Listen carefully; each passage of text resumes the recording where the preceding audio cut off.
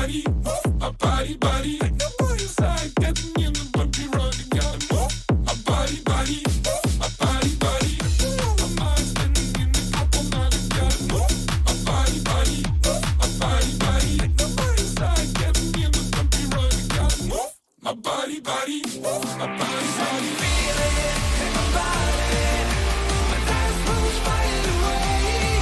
When you see me grooving, these beats keep me on replay, on replay.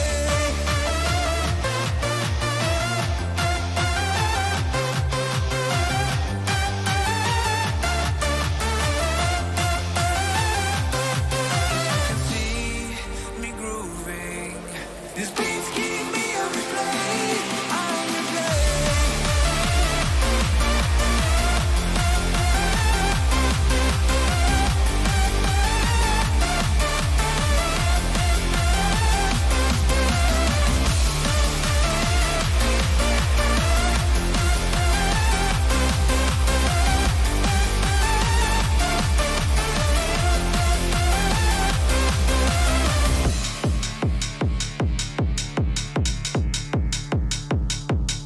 I've got the metal on my mind, spending on the kick all night. Gotta move my body, body, my body, body. Metal by your side, getting in the happy ride. Gotta move my body, body. Straight into the mosh pit.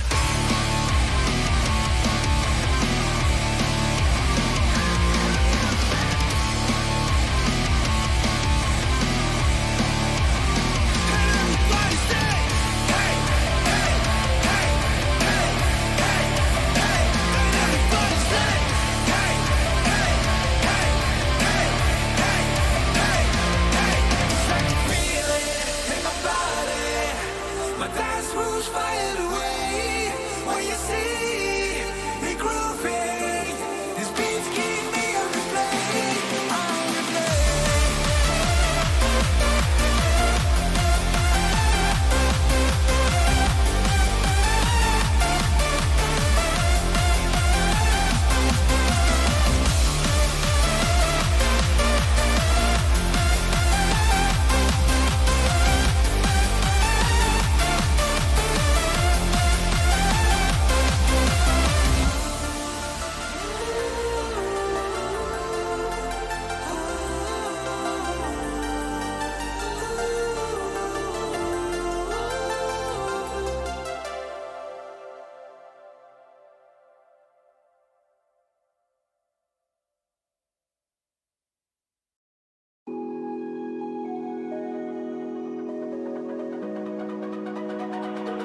It's almost like falling in love for the first time, all over again.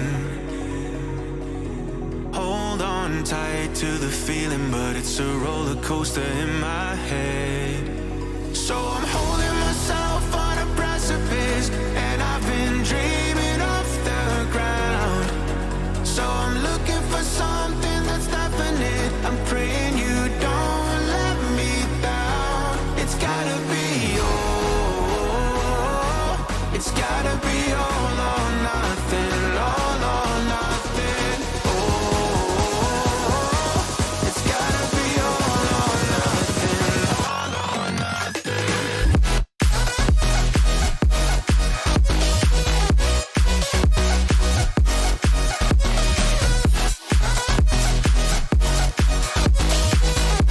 It's gotta be all or nothing.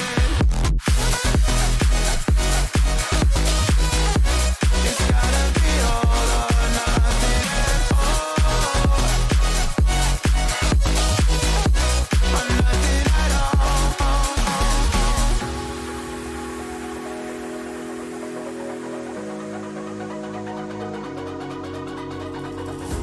Hold these doubts like they're playing cards close to my chest. Turn them round for the river and hope it's something that I won't regret. So I'm holding myself on a precipice, and I've been dreaming off the ground. So I'm looking for something that's definite. I'm praying you don't let me down. It's gotta be all.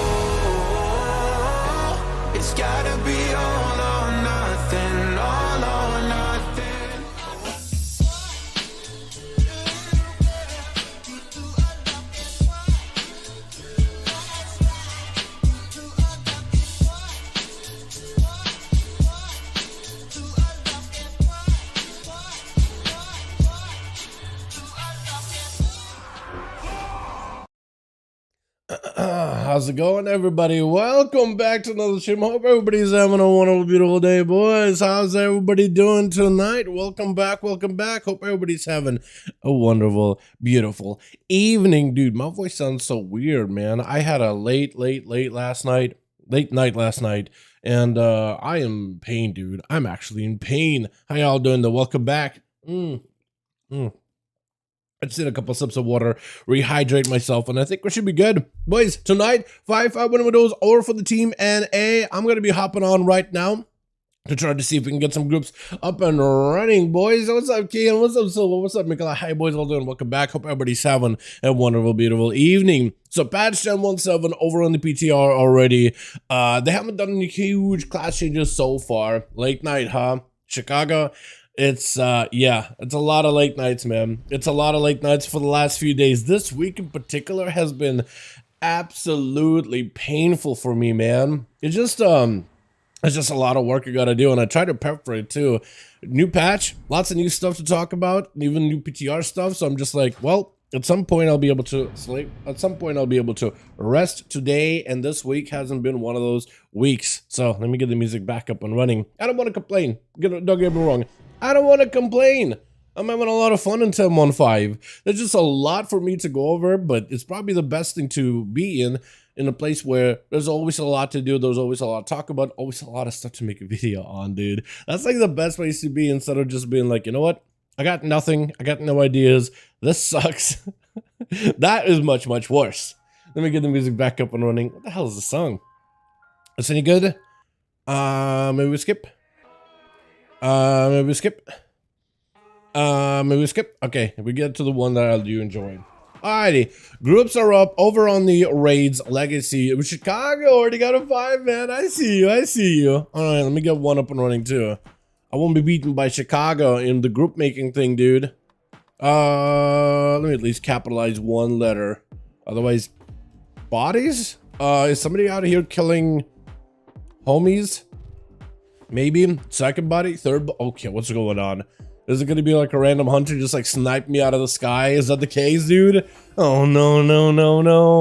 Oh no. Keep me alive, boys. Keep me alive. But groups are listed right now over in LFG, boys. If you guys want to join in, you're more than welcome to. Expand my see out here. I see you out here. What's up, my guy? You joining us tonight? Or are you already in the group already? Let me pop that on here. Theme means in game. What do you mean? Pin. There we go. Huge.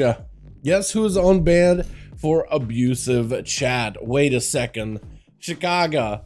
Who? What? I don't even want to know. I don't even want to know. For all you know, you called someone mean, poopy head, and then we're just like, that's not allowed. There are some wacky things, I guess, you can say or can't say with the, what is it? The new contract thing, the social contract. But I'm glad you're back. Hey, yo, maybe what's up, Gaskills? Hope you're having good on my guy. I'm just gonna give him shuffle probably. Lol, shuffles. Dude, shuffles brings out the best and the worst out of people. So I don't blame you, honestly. You waited 40 minutes to get on the team where the healer's just gonna AFK at some point. So you just call him like a big dumb dummy, and then you get banned. I totally could see that kind of scenario. Honestly, but groups are listed. If you guys want to join us up, we've got ourselves over in the LFG section, boys. But yeah, I'm gonna go through my BNet friends list in just a hot second here.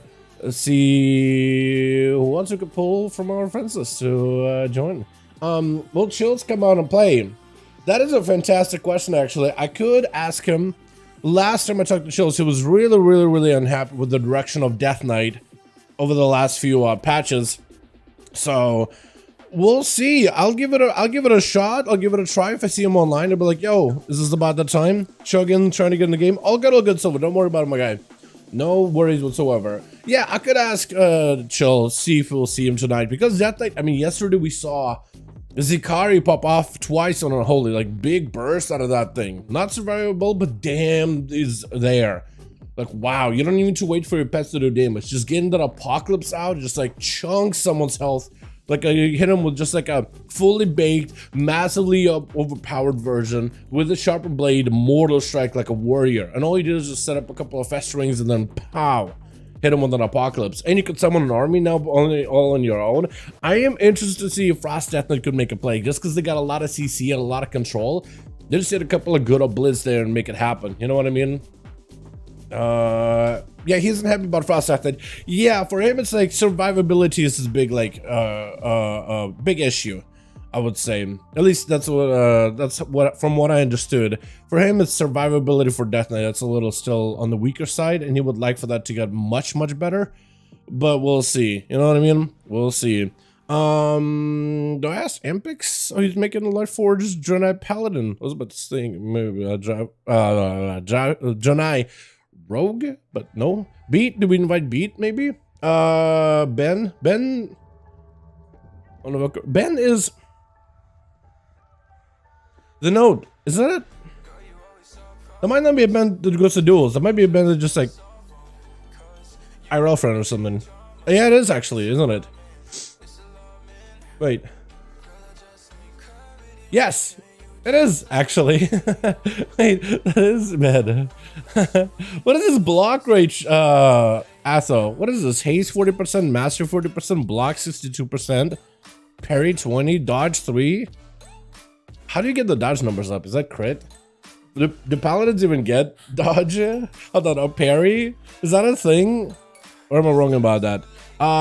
Deed, yo, get the deed in here, man. Get the bad deeds in here, you know what I mean? Who else can I invite, man? Chance? CJ? Does he want to join by chance? Hey, CJ. Hold on. Hey, CJ. We hosting more 5v5 1 Duels tonight. If you wanna join, smiley face.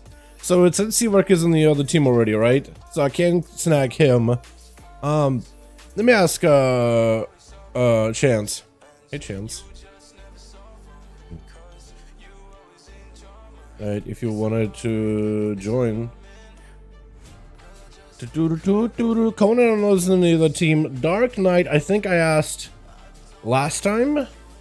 But hey Dark, we hosting some 5v5 duels. If you duels, are you interested in joining after the BG friend? Let's see, Dragonblade in Aberus, Ellen Dilly. I haven't seen that name in a while, huh? Fuzel. Does Fuzel join? Garaber? Yo, Garo, hold on. Yo, Garo, wanna join duels this evening, friend? Currently running a guild RBGs. I want to be available. All good, friend. All good, friend. Enjoy the RBGs. The BGs. I meant to say RBGs, but whatever. I prefer a gameplay of Frost, to be honest. Same. But I think it's just like the difference of Unholy is like you can get in, you can set up a good go, you can back the hell out. Currently Chicago team. All good. Well, do you enjoy 5v5s? Hell yeah, my man. Yeah, so this team needs 3 more. Yeah, same. I always preferred to play still a Frost Death Knight myself. I just like the chunky big obliterates, you know what I mean? Put some dots on a guy, hit him with a couple of blitz, just the setup. It's so like straightforward, but I do love it. I think it's so effective. Big fan, a huge fan. The thing is about Frost DK versus Unholy right now, though, is Unholy can at least put some dots, get the pet in there, so you get like consistent damage, but you don't have to be next to the guy. You can kind of be behind the pillar, and then you come out, go for a stun, couple of festerings, big up blit, get a couple of cloning shadows while you're dipping in and behind the pillar. With Frost Death Knight, you have to get in the melee in order to get some blitz. The best you can do from range is Howling Blast, but unless you got a Rhyme proc, it doesn't really do that much damage all on its own. You gotta get a melee, you gotta get the Remorseless Winter hugging the enemy close, do those obliterates, and maybe even Frost Strikes if you have the runing power and don't need a heal. And then Howling Blast procs off of those obliterate procs, which again, all has to be done in melee, where in Holy can do some of the damage from distance. You can also go for grip, stun, couple of festering, apocalypse, there goes your melee part, and you backing out and you're cloning shadows them from afar, right? So you can kind of do a bit of hit and runs, but as Frost, you have to stay in there in melee at all times, and you're kind of just putting yourself in danger, because if you get hit for harder that you can heal for, it's just gonna kill you. That's what Chillpills was having a pretty big issue with in terms of Frost Death Knight and his design for the new changes. maybe it'll feel a little better, like if you run certain PvP talents, but like who knows, honestly, you know what I mean? Hey Landis, we're putting together some 5v5 1 duel groups. Would you be interested in joining a few? Let's see, Kevin, is Kevin in one of the groups right now? Hey Kevin, we doing some 5v5 duels tonight. You win? I want to see if he's in. Kargath, I'm gonna let him know too. Hey Kargath. Oh my god, I can't spell. Kargath. Oh, I can't spell. We're hosting some 5v5 duels tonight. Wanna join us? Join after that arena. Oh, Kevin said yes. Oh, let's get Kevin in here. Oh, we need 2 more and we'll be good to go. Jay, what's up, my man? Hope you're having a good one. Chill just became really toxic. It's hard to say if it's his class or if it's ego. I mean, I haven't talked to him in a good bit, so it's not like I would know, but I'm down for a few. Yo, CJ, let's go, my man. So we need like 2 more, 1 more or something like that. 1 more and then we're done. Hell yeah. But you know what I mean? I don't know. I don't want to hold that against Chills, you know what I mean? Because maybe like something was also going on IRL and it just like all stacks up and it just caused them to feel like a little bit more bitter than he really is, you know? Maybe just like stuff is happening in game and IRL and it's just not all good. So you know, it's maybe it's just not really feeling it right now. You know what I mean? That's probably the best way to put it. With the way the Blizzard treated his favorite spec, it's still be understandable. I mean, I don't know. I could say the same thing about the Outlaw Rogue, right? Because we've been not a good spot, and they even delayed our rework just because we're just like, we can't be bothered. And we're like super bad in the current tier right now, bottom 3, I think. Out of the 3 spots, I think Rogue is all 3, if not most of the 3. Like, it's been pretty bad for Rogues in the tier, but even then, I'm like, it's still a fun spec. I still enjoy it, still have a lot of fun with it, and I believe in the rework. But I don't know, I totally don't understand. Like, eventually I feel like lack of changes or too many changes can grind on a person and eventually get you like super disinterested or whatever. Ooh, does Kargath want in right now? I guess I'll try inviting because that'd be 5th. Hold on a second, maybe Kargath takes the invite. Maybe. Hold on. KSX, pass an invite. Party's full. Oh wait, that's why. Hold on, now I'm gonna toss him an invite. Yeah. Let's see if that's gonna be 5 right here. Then we got us as a group. Chicago, I need you to whisper me beauty real quickly if we can get Kargath in. We'll see. Fury Warrior until mid Shadowlands was almost unplayable, so I get the classes are bad, but I don't think I should take it out on people. That's for sure. That's for sure. But everybody, you know, everybody deals with things on their own, but you definitely shouldn't take it out on other people. It definitely shouldn't. It just doesn't help anybody. Alright, so who is going to be lead here, man? I guess I can make Kargath lead or Kevin or Kargath. Either one of those guys, honestly. Or maybe Lath. Lath, are you going to be around here for a while?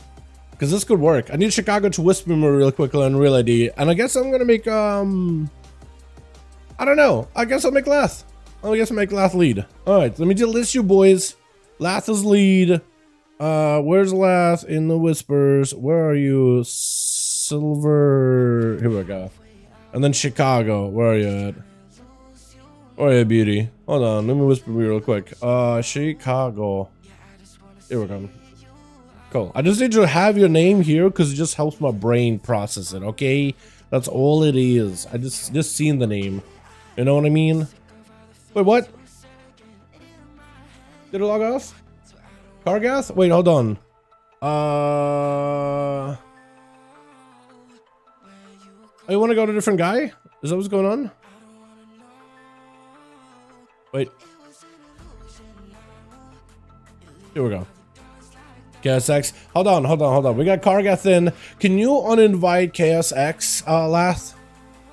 Can you uninvite the offline KSX? Because that's his alt. I think he just swapped it from one character to another. Just wants to play someone else instead of DH off the bat.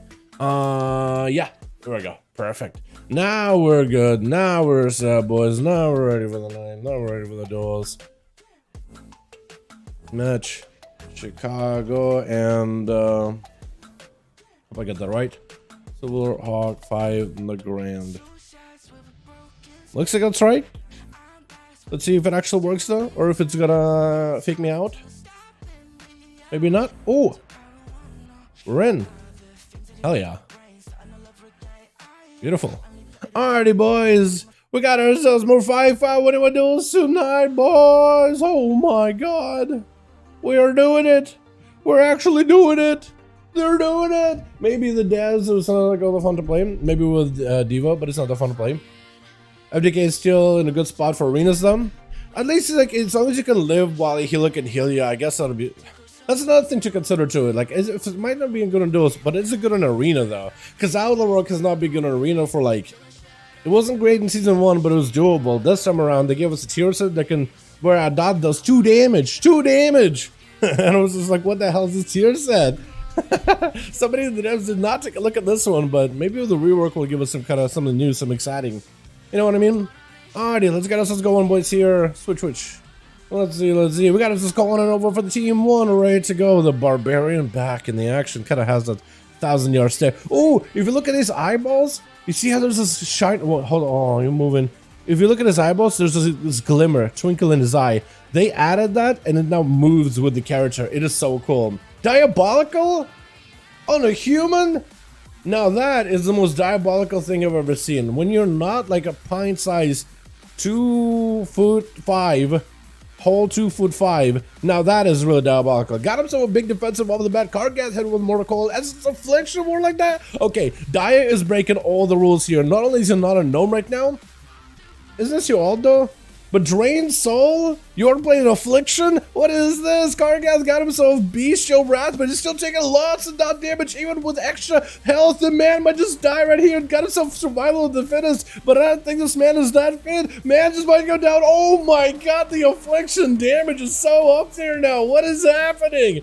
With Kevin, Shining Star, charging out, trying to see if he can cut down this Affliction. More like maybe a wall out of Daya. Does he choose to do it? Go, Kevin, I'm not sure why you trinket it, but something caused you to trinket. I'm not really sure what's going on. Might give Daya an opportunity though. But Kevin with a bubble, Daya just needs to survive. I don't think it will be able to. Dark Pack, that's going to be a shield from the Spore Cloak. Mad damage out of Kevin. I think for Daya it just might be over unless he got a Mortal Coil. Needs a Dark Pack. I don't think it's available right now. Dark Pack last second. Dug himself a heal. Last moment. Does he have himself a Warlock House and Drain Life? Trying to see if he can survive. Barely any health available. Trying to give the dots to the Kevin. But unless this man got some kind of CC. Wait, Succubus goes in. Clutch. It does give him a little bit of survivability. Daya needs healing right now, but the man had a little bit of barred health. The slow from Succubus is super helpful, but Diabolical is just not in a great spot. Unless you can just live this long enough. And maybe get some kind of another CC onto Kevin, slow him down quite a bit. I don't really know what else he could really do. Right now, he's just looking for the recovery. That shield is the best it's really good. Trying to see if he can sacrifice the pet. Does he have a Warlock Hellstone? Soulborn Warlock Hellstone, maybe? Oh, this is over. That is rough. Mommy Waifu is going to be up next. What is that name? Mommy Waifu, Marksman Hunter off the bat, sniper shot. Trying to see if we can cut down Kevin before he even gets a chance. Blessing Protection does get to remove it, I think, if he got Trank Shot. Does he have Trank Shot? I don't think he may have Trank Shot. Mommy Wife will having to go for a bit of a defensive there. That is going to be Survival of the Fittest. Big hammer hanging over their head. Turtle Shield to try to see if he can reduce the damage of the hammer. As long as the turtle lasts long enough for the hammer, you might be okay. But if it comes off, oh no, it was there. Blind, or at least a chance to blind by Kevin. There's a freezing trap to stop in place. Mommy Wife got himself plenty of range. Slowed down onto Kevin. Got himself full rapid fire. Trying to see if he can break through Shield of Vengeance. Will not be able to all that easily. Death Shock him and everything wasn't enough. But I may give the Hunter a chance to maybe catch a camo.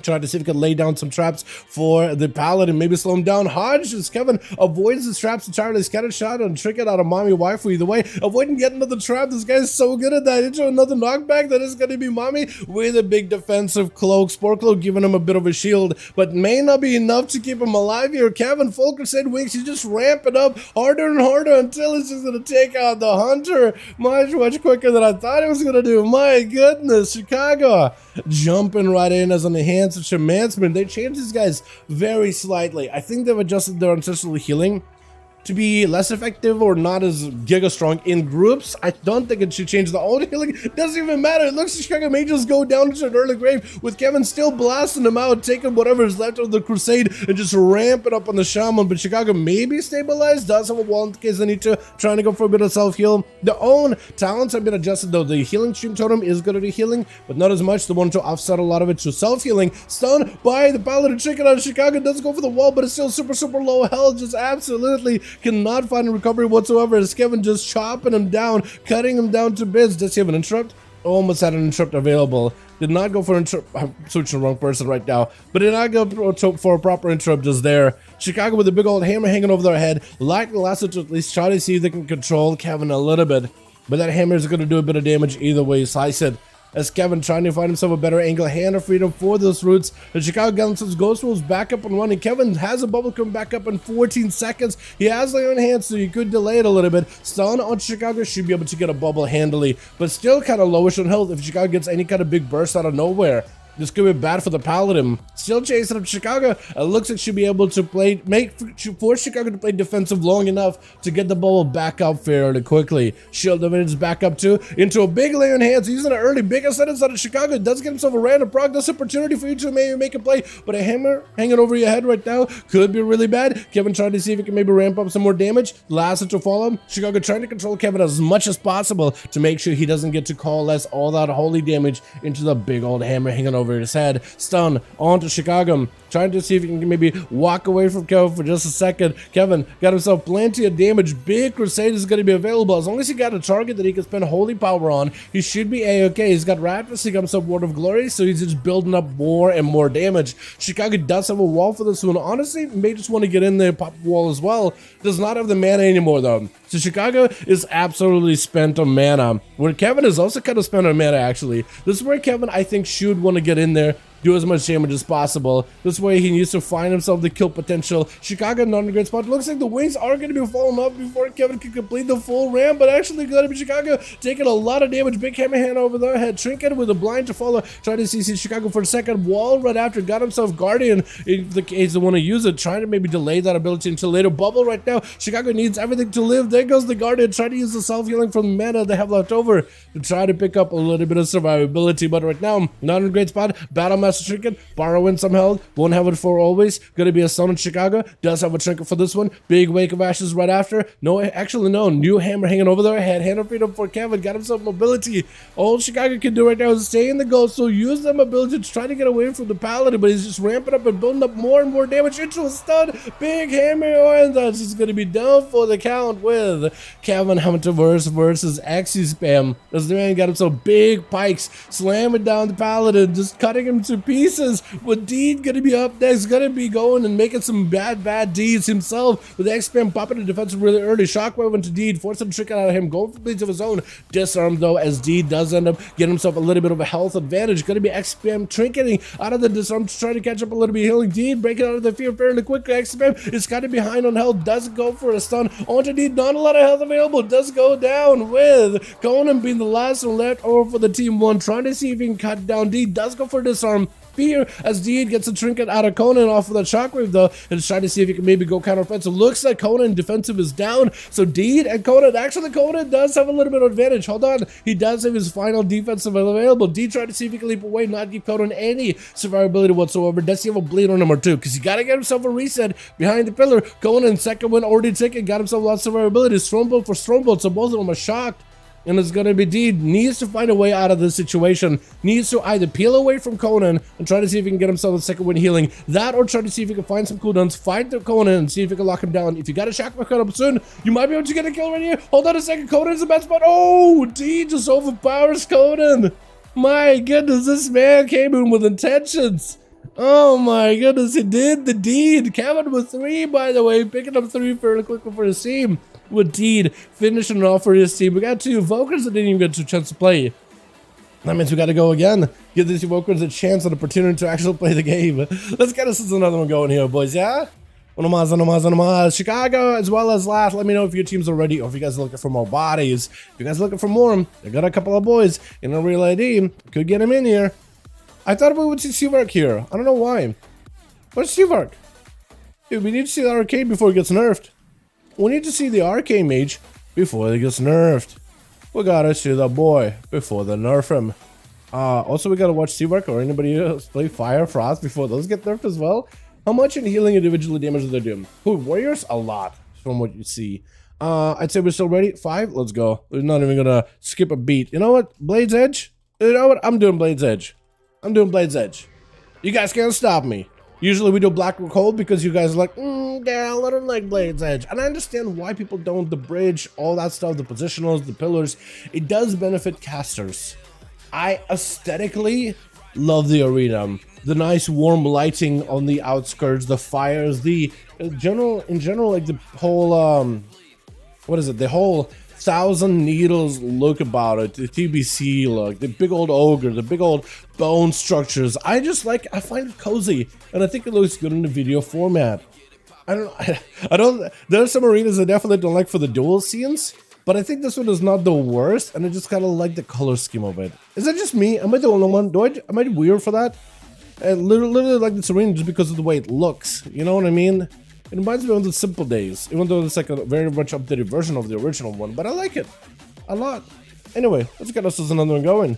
I do understand you guys don't like it though. I usually go Black or Cold, but we just gotta mix it up a little bit. Mix it up a notch. Switch.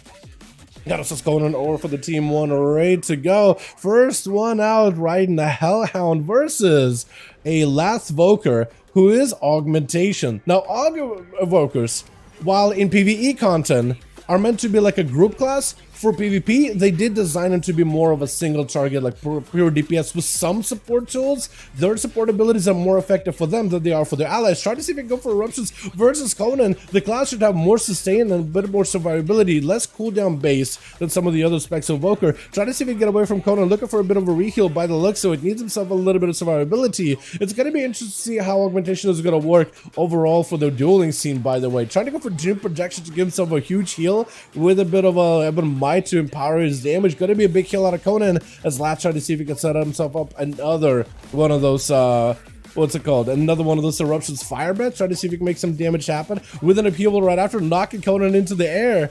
Might actually be quite a bit of damage. Also has himself survivability shield, which is very unusual. Gives him a ton of armor too, so it kind of makes him almost like a tank class in a way. Sorta, kinda, is able to just trudge right through Conan, going for Eruptions back to back, slowly but surely whittling down his health, trying to go for that Ebb of Might into a sleeper to Conan, as Conan looking for a bit of a catch up. Is this class a tank class? How's it working in PvP, by the way? Breath into Conan does have a little bit of dot damage on him. I do wonder what the burst looks like for the Augmentation Evokers, because this is the first time we're seeing them in a dueling arena. Conan trying to see if it cut down the dragon Eruptions. Do they do damage? I think they do. I guess it all depends on what kind of build you have, right? Because I know that these guys have had, like, before, a burst one-shot thing they could do. I don't know if it still works. Try to see if he can go for a bit of survivability. They're going to be a little bit of a knockback. As he got himself the wall. I can't even see their cooldowns, by the way. I don't really know what they do. I know that's a wall right here. Wait, Sleepwalk reflected on himself? I didn't even realize he could reflect it. I mean, I guess that makes sense, right? Because it's like a polymorph. But it's weird. Lathvoker tried to see if he could go for his own deep breath ability, stun on Conan, and got himself a little bit of damage, trying to go for a bit of a knock-up versus the Warrior with a couple more Eruptions. Eventually should be able to build up quite a bit of damage towards Conan, and eventually it's going to pop into a big arcane spiky damage. Got himself more Eruptions, but Conan got plenty of survivability. Route to follow by Lathvoker as he's trying to get a couple more Eruptions onto the Warrior little by little. Stun to follow, got himself movement. The armor still holding strong for the time being. Got himself a bit of a sleep, but Conan does end up establishing it. Are you going to be able to get a kill? Could this class get a kill? Or am I wrong on that? Hold on a second. Now I'm wondering if this guy's going to get a kill. He is out of mana, so eventually Lad should have to play into more offensive rather than defensive at some point. Got himself a bit of Fire Breath. Upheaval. Upheaval does quite a bit of damage, especially if you get your tears set. It should do quite a bit as well. Got himself a couple of casts. Wait, instant cast actually. Oh, hold on. I forgot you can have instant cast on that thing. Hold on a second.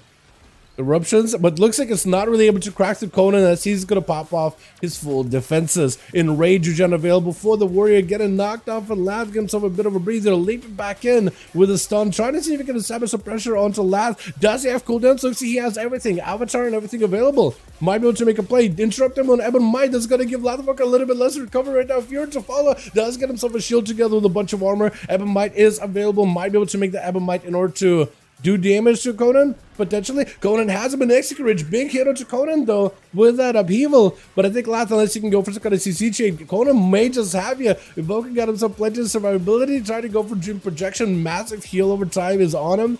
But Conan's with a stun to follow. Just doesn't have... Maybe you skip the bleed? I'm not even sure.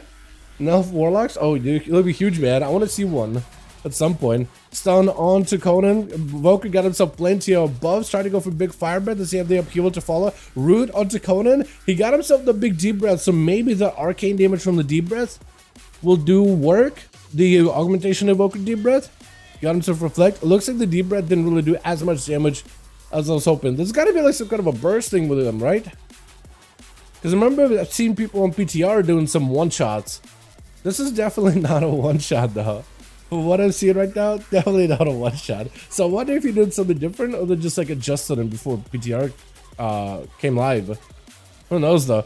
I mean, the eruptions are getting a bit of hits there. I mean, Conan is taking a bit of damage little by little. That is quite a bit of damage to him right now. He is looking for a little bit of survivability. Definitely needs to get himself some kind of like a... Ooh, second wind? Wait, second wind is going to help him recover. Oh, you definitely got to stop second wind. Oh, no, no, no, no, no, no, no, no, no, Lath, no, no. If anything, Lath does have himself intense survivability, though. I mean, he's got a hot stick and everything. PTR is a one-hit wonders. PTR, on the spec, it wasn't a one-hit wonder, but you had to line up your cooldown in such a way where you could go for like a big one-shot. It's like a combo, but you could kill somebody in like 2.5 seconds if everything like lined up together. You have to go for deep breath and then knock out fire breath and eruption all at once, kind of. It's just like it's a little bit of a cheatsy doodle lineup, but it was interesting. Definitely not what we got tonight. Definitely not what we got with this. Maybe Murder Wing has something ready himself. Stun onto Conan as Kevin got himself full wing, trying to see if he can ramp up some damage. Conan with the human rage will break it out of the CC, trying to see if he can get a bit of ramp up versus Kevin, as Kevin got himself full crusade ready to go. Wants to make the most amount of damage happen here. Reflect up for Conan. I don't think he can reflect the damage of the hammer or anything, so maybe limited with what he can do. Kevin with big blaster damage. Crusade just absolutely ramping up. The big hammer hanging over the man's head does go slamming down, with Chicago charging up next at the 28% dampener mark. Is Kevin still got himself a little bit of that remnants of that crusade, remnants of that buff. Spell Warden really early on for Chicago. This is actually pretty good, but for Kevin, that's actually probably even better because it gives him an opportunity to pop one of the immunities early, maybe able to sneak in a bubble versus Chicago as well, and is able to get some damage in without worrying about itself for a good bit. Big hammer hanging over Chicago's head. It is going to be slamming down with the righteous judgment of Kevin the Paladin, as he's just absolutely committing more damage into that hammer. Try to be a little bit more careful. The big zappers for Chicago taking down some damage onto Kevin. May have opportunity to bubble here. Layer in hands instead. For Chicago, this could be the chance to maybe ramp up some damage. It's going to be stun. Does not have Bloodlust. So he's playing like an elemental build this time around. An elemental enhancement build. Shield of Vengeance out for Kevin. Trying to see if he gets some damage onto Chicago. Kevin right now just needs to stay aggressive. Chicago burrowing down for the hammer. Are you going to be able to wait long enough? Wait, no, you actually came out a little early. Is this going to be enough to survive? Kevin kind of lowish on health. Chicago trying to stay on him as best possible. Stun to follow. Kevin bought himself time until Bubble's available. Stun, Bubble, oh, almost. I think the thunderstorm literally is what got him at the end.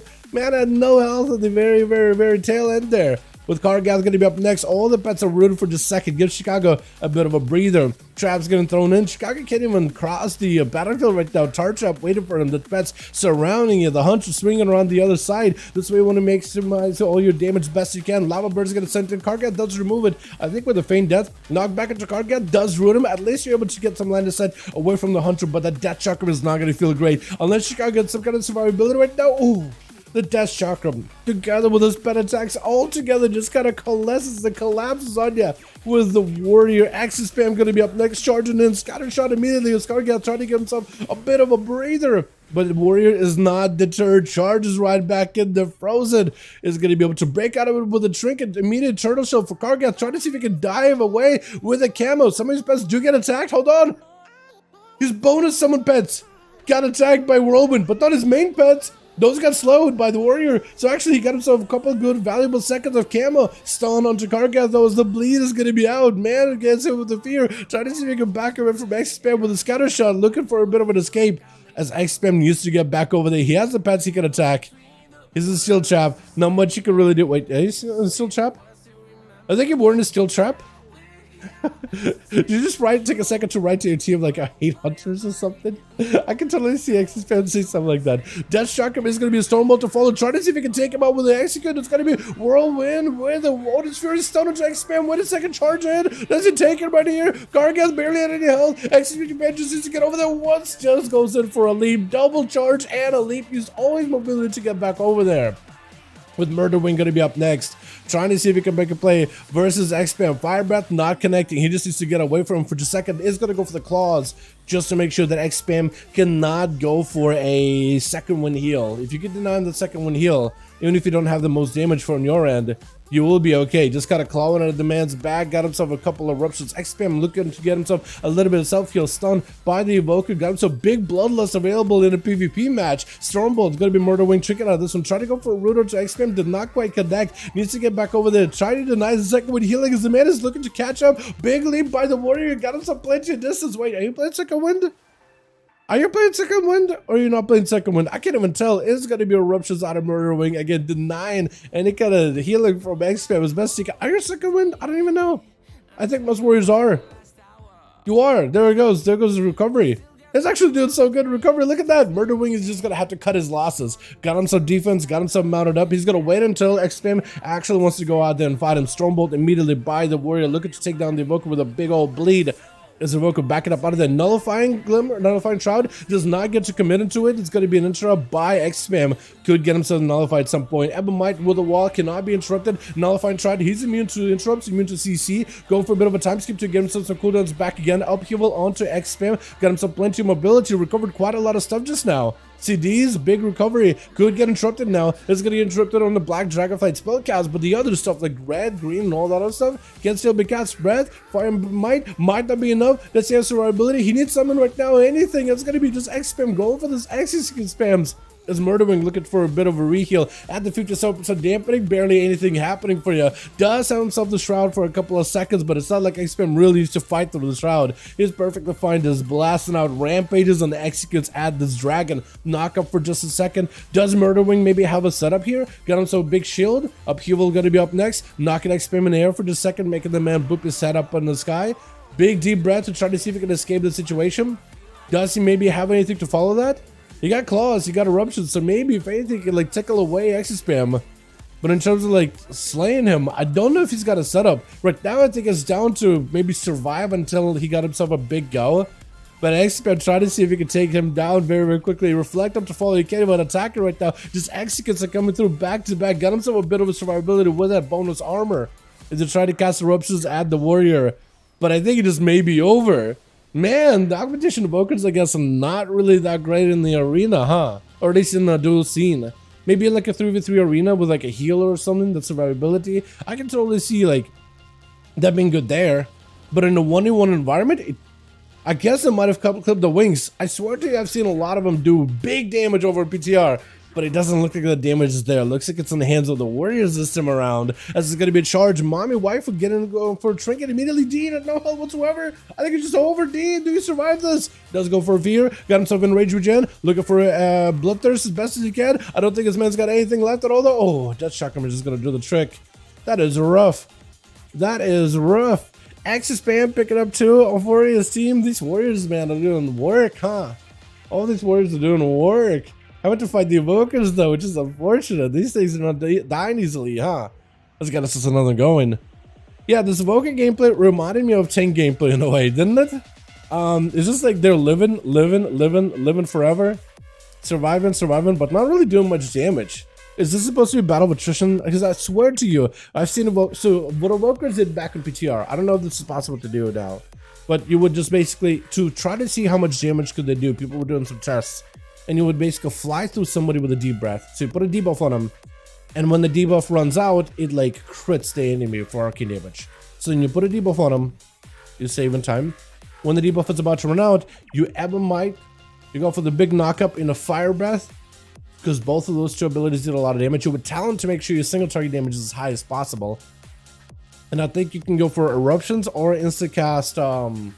Or maybe what you can do is also, if you can set up a couple Essence Bursts, then Eruptions can fire off very, very quickly. They cast much faster if you Talent into it again.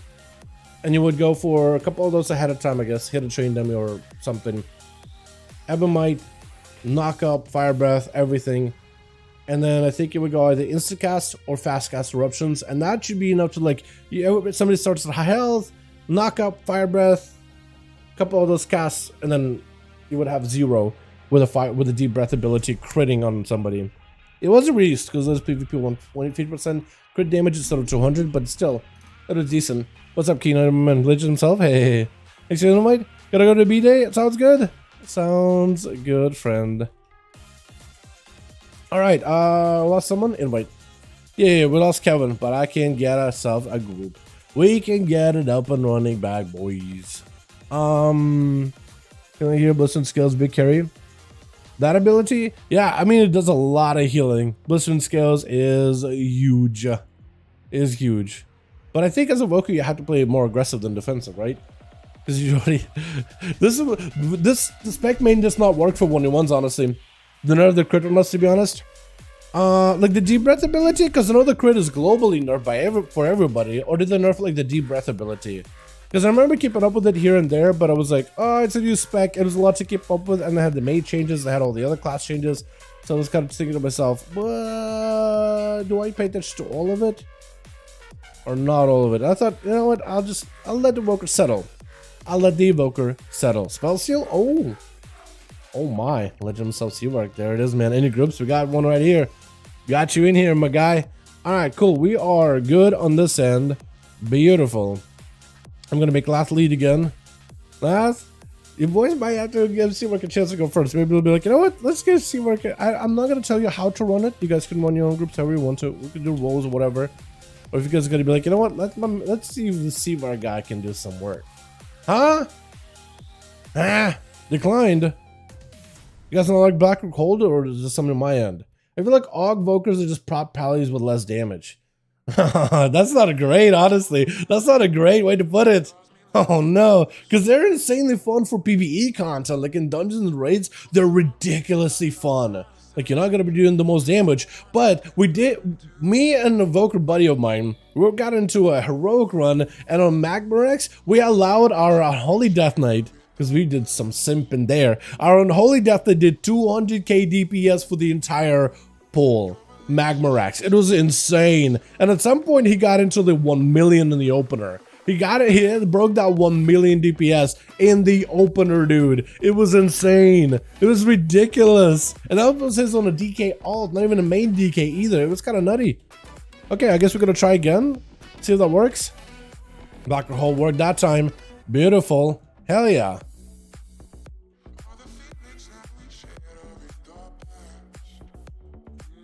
Uh-oh. Let me fix that. Otherwise it looks like ass cheeks. Here we go. Doo-doo.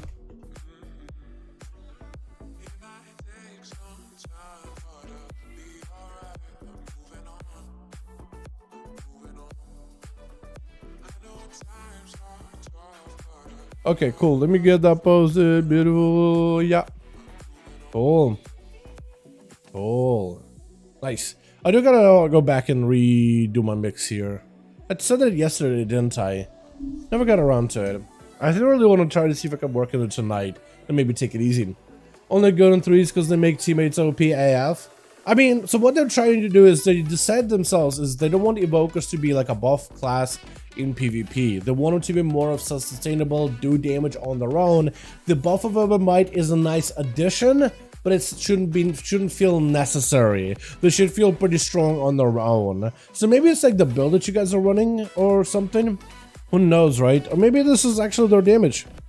I'll have to wait and see, because I haven't ran into too many of these dragons, but early into the season, not everybody's gonna want to switch. Most people are gonna be like, you know what, Devo. I'm good at Devo. Devo I'm more comfy with. People will just play Devo. Okay, here we go. Switch. Gonna be immediate spell steal. Open it up with a fire breath versus Chicago. Off the bat, big damage. Chicago trying to see if he can back up out of there. The spell steal got himself a big touch of the magic. Barrages are gonna be eternal here. Back-to-back damage. Missiles to follow. Where's he even going? He just got a blinking all over the place. Not even like actually mage blinking, but like zooming. You know what I mean? Just zooming as the breath did come out. Got himself barrages he can just spam over and over. Quick invis. Is that massive invis? Is that normal invis? I think that was Massive Invis, but Massive Invis doesn't show up in the same way, does it anymore? That's weird. Gonna be a like the last one for Chicago. Spell steal does end up trinket out of this one. Trying to go for a couple of arcade orbs back to back. Evan Barrage gives him a chance to get arcade orb. Mad damage with the touch of the magic. Maybe this will be enough right here. Chicago trying to go for a bit of a heal. Spell steal does have an interrupt. Does he choose to go for it? Not yet. Into a big ascendance for Chicago. Is it gonna be enough damage with the touch of the magic? Trying to see if he can heal through it. It does do a little bit of hits, but the touch of the magic itself did not accumulate that much damage. Gonna be a poly to follow. As a trinket comes out for Chicago, trying to see if we can blast him out while Ascendance was active for a couple of seconds. The spell steal was able to break away from him for just a moment. All the time was used in order to catch up a little bit of recovery. And also, I'm just noticing you're wearing like your whole Frosty set. Wait, is that the full thing? I think it was the shoulders. Maybe the chest? I definitely use the shoulders. I like it. I like the way it looks. Zooming all over the map, looking like a frost mage, backing up away from Chicago after going for a big old knockback, looking for a bit of recovery back there. Look at that. That actually doesn't look bad at all. Big Arcane Surge around the corner. Does he get to get himself set up? Yeah, it looks like Arcane Surge does get to connect with the touch of the Magi onto Chicago. Do you have the procs that you need to make this happen? He's going to be shifting power as he got himself a blink to try to see if he can drop Chicago into all the time to try to get himself a better angle. Chicago, does he have himself a defensive? He does not. There's an opportunity for a spell steal to make some damage happen. Lightning Elastic cannot break out of this one. Does get himself random Bloodless to proc them, so maybe that could give him something to work with. Chicago does get himself Heroism Force it as well. It's going to be a Ring of Frost. Does not quite connect. Spell steal pushing in, knocking him, freezing him in place, but doesn't actually make a play off of it. Well, maybe I guess Ring of Fire. That was a cool play. I was thinking you would go in there and blast him out, but he kind of just like hang back and behind the pillar. That was a cool move either way though, but maybe that was the case. Just CC him for just a second and then barrage him with the missiles way later. Maybe that is part of the play. Avoiding the static totem for just a second as Spell still trying to go and get any kind of buffs away from Chicago. Remove any kind of survivability into another touch of the Magi. Doesn't do enough damage. That is a lot of arcane explosions. Sunder for a second as Seawork does end up going for a bit of a trinket. Like a lasso, even though all the time puts you in a different spot, it doesn't break that tether either way though, so it gives Chicago at least a little bit of survivability. Gonna be healing surges for Chicago. Does get himself a little bit of a health catch up into an interrupt onto the spell steal, but a precog is gonna give him a little bit of a CC invulnerability for just a second. Yet another arcane surge. It feels like he's able to use arcane surge a lot, huh? Freeze onto Chicago. Perfect opportunity to maybe make something happen. Ring of Fire, touch of the magic. Everything is available. This is where you want to go for the most amount of damage right now. Got himself blast back to back with missiles to follow. Potentially lots of damage. Barrages could be huge. Arcane explosions, arcane orbs are actually doing quite a lot of pressure as well. More missiles right after, building up a ton of damage. And it's going to be a wall for Chicago. Trying not to get interrupted if he can help it. And it's going to be a spell steal with a bit of a heal of his own. Chicago, I think, has been able to survive a good portion of the touch of the Magi. Totem does not catch the mage. Let's go for a bit of an invis. And Chicago finally gives himself a bit of a breather.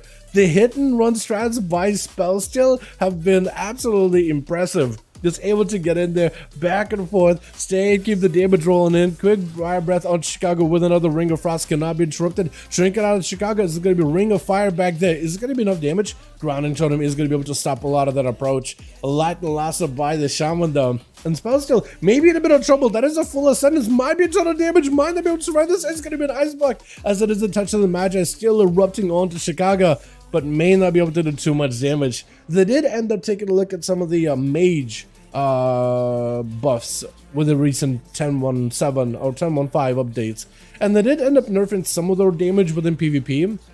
But I think for the most part, holistically, mages should be in a much better situation. I mean, they're about to get nerfed for PvE, and that's going to apply for PvP as well. So they're definitely in a above average situation. At least it's what the devs decided. Another totem does end up catching Seawork in place. Cannot break out of the totem. Missiles doing quite a bit of damage though. Able to break past the totem for just a second. Light Lasso. Oh! Does end up coalesce at a massive touch of the match at the end with the barrage to follow. That did quite a bit of damage. With Diabolical's gonna be up next. Playing that affliction. This is where Seawork is gonna want to try to see if he can get himself line of sight from Diabolicals, not let a single one of these dots even hit him in the first place. Hunt is going to end up hunting his dreams, trying to see if he can back up out of there. Are there any dots in you? Or is Hunt the only thing you got? Able to go for Ring of Frost, one side. Maybe you can see hit the pet. Does have barrages for the pet. Into an interrupt on Diabolicals before he can even summon a fresh new pet. Trying to see if he can blast out the pet as best as he can. He's focused on the second his entire time. Full Hunter fast cast to reget himself a fresh new one. And Diabolicals, does he go for a sacrifice in this one? Does he sacrifice the pet?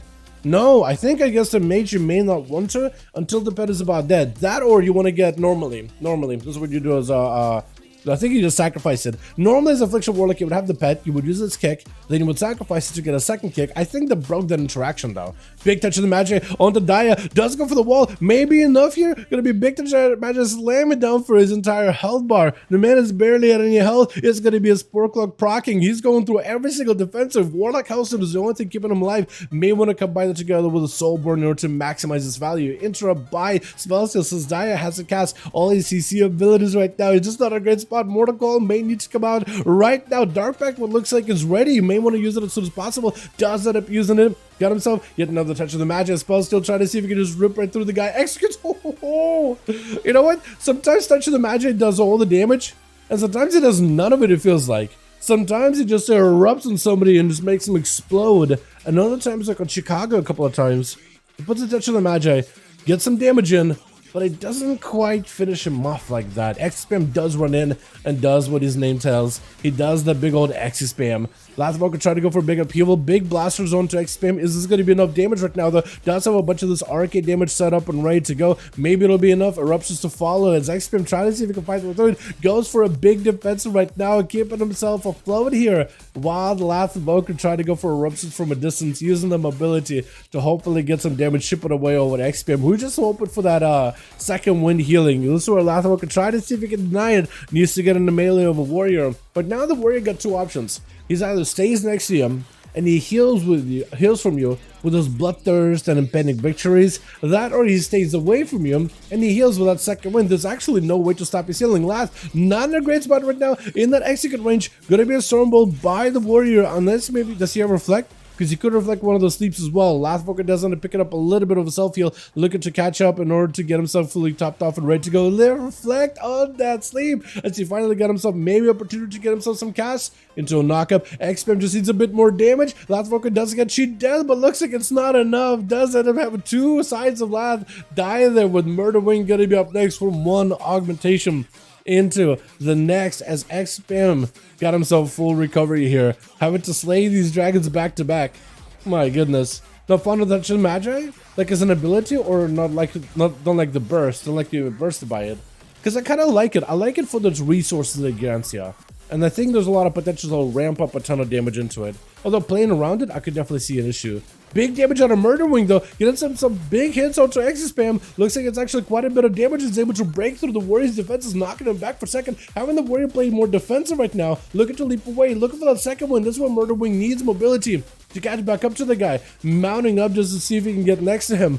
Definitely needs to start clawing at him as best as possible. Deny that second with healing as best as you can, unless he got some kind of a die. But looks like X-Spam is looking for a full recovery, and Murder Wing decided to give it to him.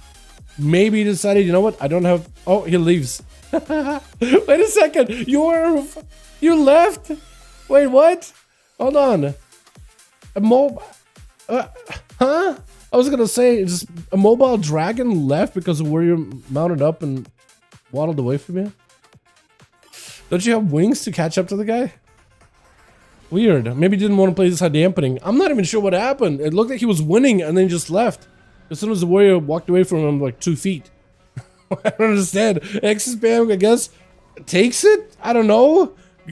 By default, gonna be a disarm onto Kargath right after. His X-Spam trying to see if he can fight right through him. Actually walking into this one with no defenses whatsoever.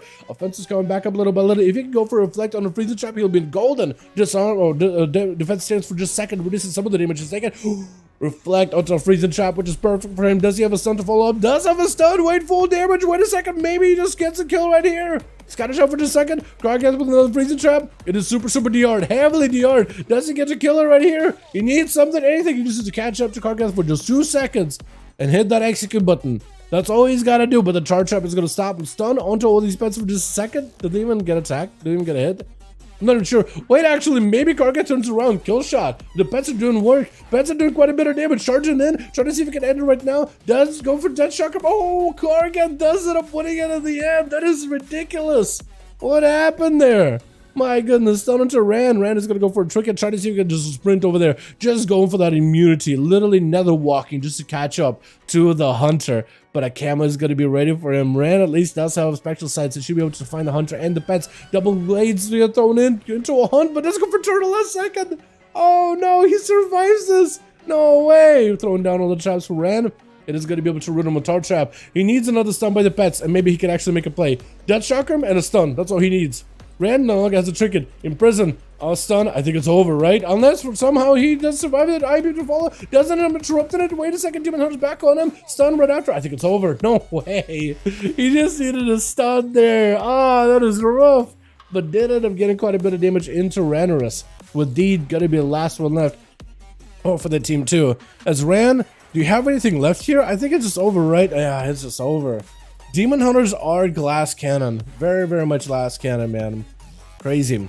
With Conan gonna be up next, trying to see if he can charge out towards Deed. It is gonna be Shockwave immediately greeting him. This is gonna go for the human racial. Deed trying to see if he can turn up the heat a little bit himself. Got himself full avatar. Every damage bit available. Gonna be a disarmament to Conan. Trying to see if he can survive. The defensive stance is up for Conan right now as Deed carving right through the guy little by little into the stun right after. I think he has him in execute right now. Fear to follow, leaping away as Conan got himself defenses. Trying to deny Conan any defenses. Gonna go, ooh, for a charge. Stormbolt ain't gonna stop ya. Goes in and just body checks Conan. My goodness. Axis spam. How'd you live for as long as you did? My goodness. The hunter does end up getting a nice little snipe there. Was that just warriors kept picking up kills there? Oh, except for Seavark, I guess, yeah? He did get at least 2. Let's get us something going here, boys, yeah? Teams, let me know how you guys are doing, how many more bodies you need, or if you need more. If you do need more, just let me know and I'll join you. We can hopefully get a couple of homies to dedicate some time into your groups. Mount AFK, run to heal, lol. I mean, as an evoker, you do have hover, which is like huge for mobility. It's like a mix of like a sprint and a fell rush. So for evoker, like catching up to a warrior, like maybe if it's like a paladin with like constant mobility, I can kind of sort of see it. But like a warrior, you know what I mean? I just, it's hard to imagine like you just can't catch him. At least in my brain. Maybe I got it twisted. Maybe I got it wrong. Hey, maybe it's like Evoker's mobility is not as good as I thought. I know that I play one for like PvE. Like their mobility is insane. You can get from one big boss arena like Echo of Natharis. You can get from one into another. Look at his split. Ridiculously quick. Mesh? Okay, we'll get mission here. Michelin star paladin. Spell seal. Oh, we gone. Is he ever coming back on maybe like another character? I'll give him a second. But yeah, I don't know. I guess like it just like I could see maybe like a priest trying to catch up to like a priest leaving against a rogue because rogue gets like a 30th reset. I could see that, you know what I mean? Let's just leave it that. I could totally understand it. We've seen it multiple times. Like the rogues are so slippery, they're difficult to catch. But I don't know. I guess like everybody has the limits, and the guy's limits was warrior running away from me in a mount. That I cannot do. That not allowed. Everybody got their limits. It's just that was a weird one in my opinion, but it's okay. Everybody got theirs. Again, like I said, everybody got their limits. Everybody's got theirs. All right, last. Let me make a lead here. You guys should be good then. You in Chicago. Lost an evoker? We're good, we lost, we did lose an evoker. Yeah, you're right. Alright, let's go for Dalaran Sewers, maybe? Dalaran Sewers? Let's get the Sewers in here. Evoker, if you can't touch me with the skillish, not gonna lie. I don't want to be rude, right? I don't want to be rude. All I know is Evoker's got fantastic mobility with that glide, which Demon Hunters utilize to catch up to somebody. And you got 2 charges of hover. If you use them properly, I imagine you should be able to catch up to like a mounted class. I guess it gets certain pillars, right? Certain pillars would be more difficult. Black Rock Hole pillars are pretty thin, pretty short in terms of distances on the long end. I imagine that shouldn't be all too terrible. Maybe like against a rogue, I could see that'd be difficult to chase on him. Like, because of stealth mostly. But that's not a mobility thing, it's just like you literally can't see them. I don't know. I can imagine like arena like a Mugambala, you know, when you're only have one hover charge available, going for the long run, like a dev evoker. I could see that him having a bit of a hard time chasing, but with 2 charges should be fine. 1 charge around the, I don't know, maybe. I don't know. Maybe it's actually the crux of the evoker class, the Black Recall Arena. For all we know. You know what I mean? I'll give it the benefit of the doubt. Switch. Got ourselves deed over for the team 2, ready to go with the Bolicles, trying to go for a little bit of the Destro action this time around. Reflect, Dark Pact, everything is available. May need to throw down the kitchen sink as well as his man is just getting absolutely torn apart. Trying to see if he can get deed away from him so this man can stop committing all these bad deeds. As the man got himself the Spore Cloak activated to try to see if he can recover all those bad deeds. Big portals on the deed, manages to absolutely get it blasted out. Soulfire, Shadow Fury doesn't go down. Oh my god, Daya! What was that? The man was getting absolutely hammered by a warrior, cut to bits for a good bit of second there, and he just blasted him out to smithereens. Stun, rude, available for Lathvoker. Got himself big eruptions back to back. Gonna be a wall for Daya. Trying to see if he can get some big damage onto Lathvoker right now, but he's actually taking some damage of his own. Do Daya able to follow? Does he get interrupted? Does get to interrupted. His eruptions are flying right there. Daya may be in a bit of trouble here. Gonna be Mortal Coil. Does not give him that much healing anymore. As Lathvoker trying to see if he can get himself some blasters. Cancel 1, cancel 2. Gonna do quite a bit of damage. Lathvoker may be in trouble. Portals to fall into an incinerate. Is it gonna be enough? The big shield available for Lath does catch up a little bit of healing. Daya is not in a great spot on heals.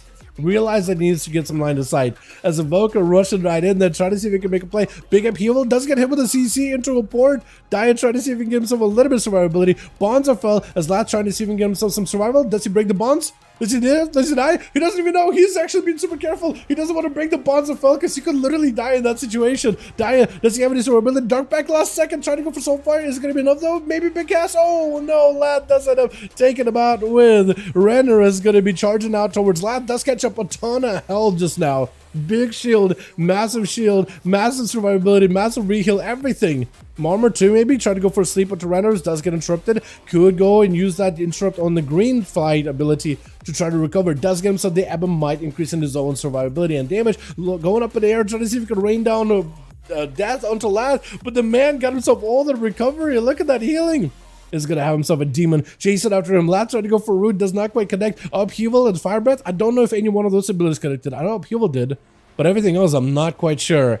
Big armor for the Evoker, tanking up a little bit here. It's gonna be a demon getting slain as Reiner is picking up the demonic soul, 20% more damage. Or is it maybe reducing PvP? It may be reduced. Deep Breath does attack Renner's, trinkets out of it immediately, but does have this arcane hit that's going to end up erupting on him after a while. As Lath getting hit with the stun, Sleepwalk to follow to give himself a little bit of survivability. That big bronze arcane hit is eventually not going to do anything, actually. I think when you put him to sleep, maybe he does get removed. Going to be big shields for Lath. Got himself a big knockup as well as potential eruptions on the Demon Hunter. As long as the Demon Hunter stays on the Evoker, they will be able to get plenty of survivability though, as he's trying to see if he can just claw away from the DH full Nether Walk, get himself immunity while crazy movement is available. Stun onto Lath, does go for a trick at knocking up the Demon Hunter away. No, it's going to be an interrupt onto that sleep. Got himself some survivability with that shield, but it's barely doing anything against the Demon Hunter. Going to be a mad shield for Lath second. Doesn't give himself survivability. Big hits onto Renner is done. Somehow able to catch up a little bit of damage. Eruptions are doing a bit of work. Sigil not going to connect. It's going to be a stun onto Lath for a second. Does he have any more survivability here? Knock back onto the DH as the DH is looking to catch up a little bit of healing. Almost got to sleep on the guy. Going to get interrupted on the red. Ebonite is going to be available. Stun to follow there instead. Does he have survivability? Wall available. Maybe enough to live this. Ebonite. Does he have a heal? Defensive, anything? He may need something. Knock up on the DH for just a second. Is it going to be enough? The demon does spawn in, going to end up immuning any kind of or break it out of any kind of CC like the sleep. That demon is going to go over there and try to see if he can break it. Does take out the demon, could pick up the soul, does that pick up the demonic soul and consume it fairly quickly as Lath still got a little bit of survivability. Renner is backing up out of there. I think for Renner, what's best for him is just to stay on top of the Evoker and just go for that leech demonic killing the entire time. Not give him any opportunity. Maybe go for a couple interrupts. Try to go for a bit of a cast. That is going to be a stun. I think also an interrupt too, right? Yeah, both committed an interrupt and a stun. So now Lathrop can actually get himself full cast. Going to be a big upheaval. Maybe knockup. Maybe big damage. Does he have himself a big go here? Demon getting slammed. That's still going to be a big arcane hit available onto Ranarus anytime right now. Lathrop can try to see if he can survive here a little bit. Get himself a little bit of survivability. Ranarus super low in health. Darkness down right now as the augmentation still looks like he found himself the victory. No way. Twice now. Lav did find that augmentation victory twice in a row with LFG. Oh no. Oh no. XSPM went on the rogue. How's this gonna go? Kid a shot? I think he just got no answer, right? Maybe? Hold on. Secret technique? Survivability? Live somehow? Knock back on the rogue? Let's see if survivability anymore. Hold on a second. Wait. Oh, so close. So close. Let's see what's going to be up next. Over for the team too. Yo, augmentation actually did get himself a bit of damage at the end. It wasn't the craziest, fastest burst ever, right? Had to play into more of a self-heal game for both of the competitors, but he did find some damage. That was well done against the Destruction Warlock and the Demon Hunter. Did some work. Well done, well done. Yeah, that's the first time we've seen augmentation actually score a couple of kills. With Seavark going to be up next. Got himself. Wait, do you have two mages named Seavark? I think you do. And you have spell steal. 3 mages? How do you play with 3 ults, man? That's a lot of ults. That's a lot of mages to get a gear. My goodness. I tried that with Rogue once.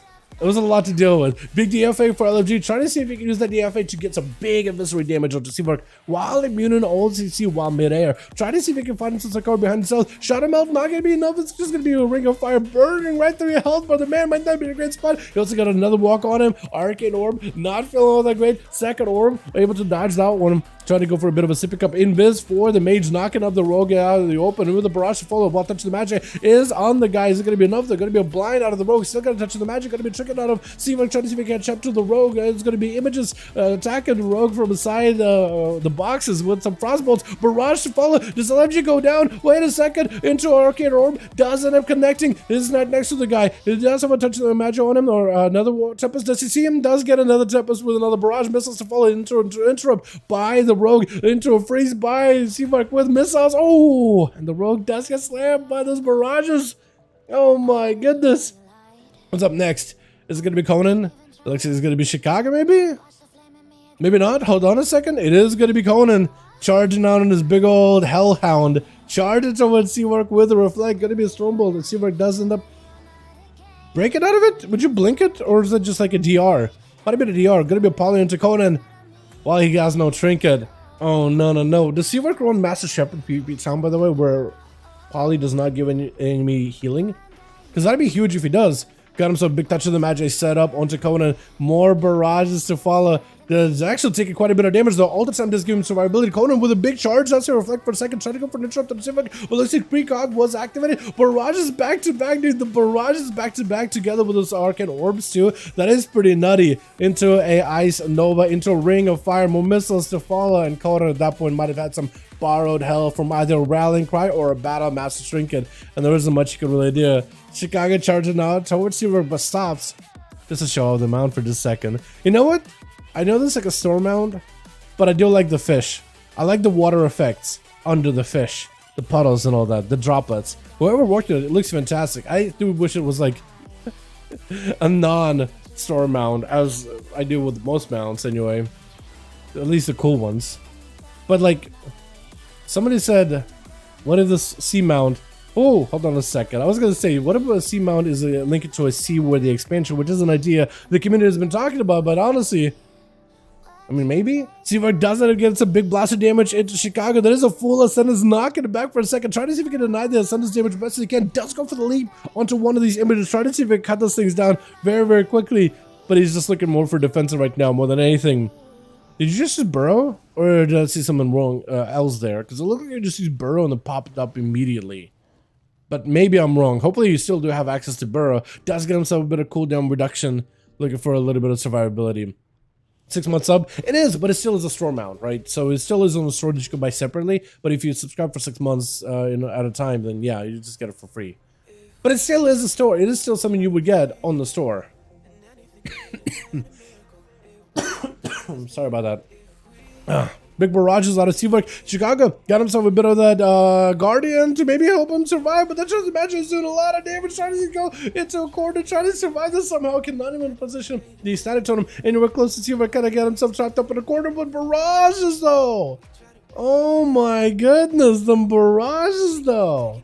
Oh man, that is a lot of damage. Seawork does pick up 3 on his team. Last picking up 2 though. Well done, well done. Expectation of Walker doing work. Apparently they can get some damage. I kind of want to see Lath versus like Seawork or something. I want to see how that would work out. The 2 classes fighting one another. I imagine the knockups would be a disorienting for a mage. But maybe they're already disoriented all the time with so many blinks that they do.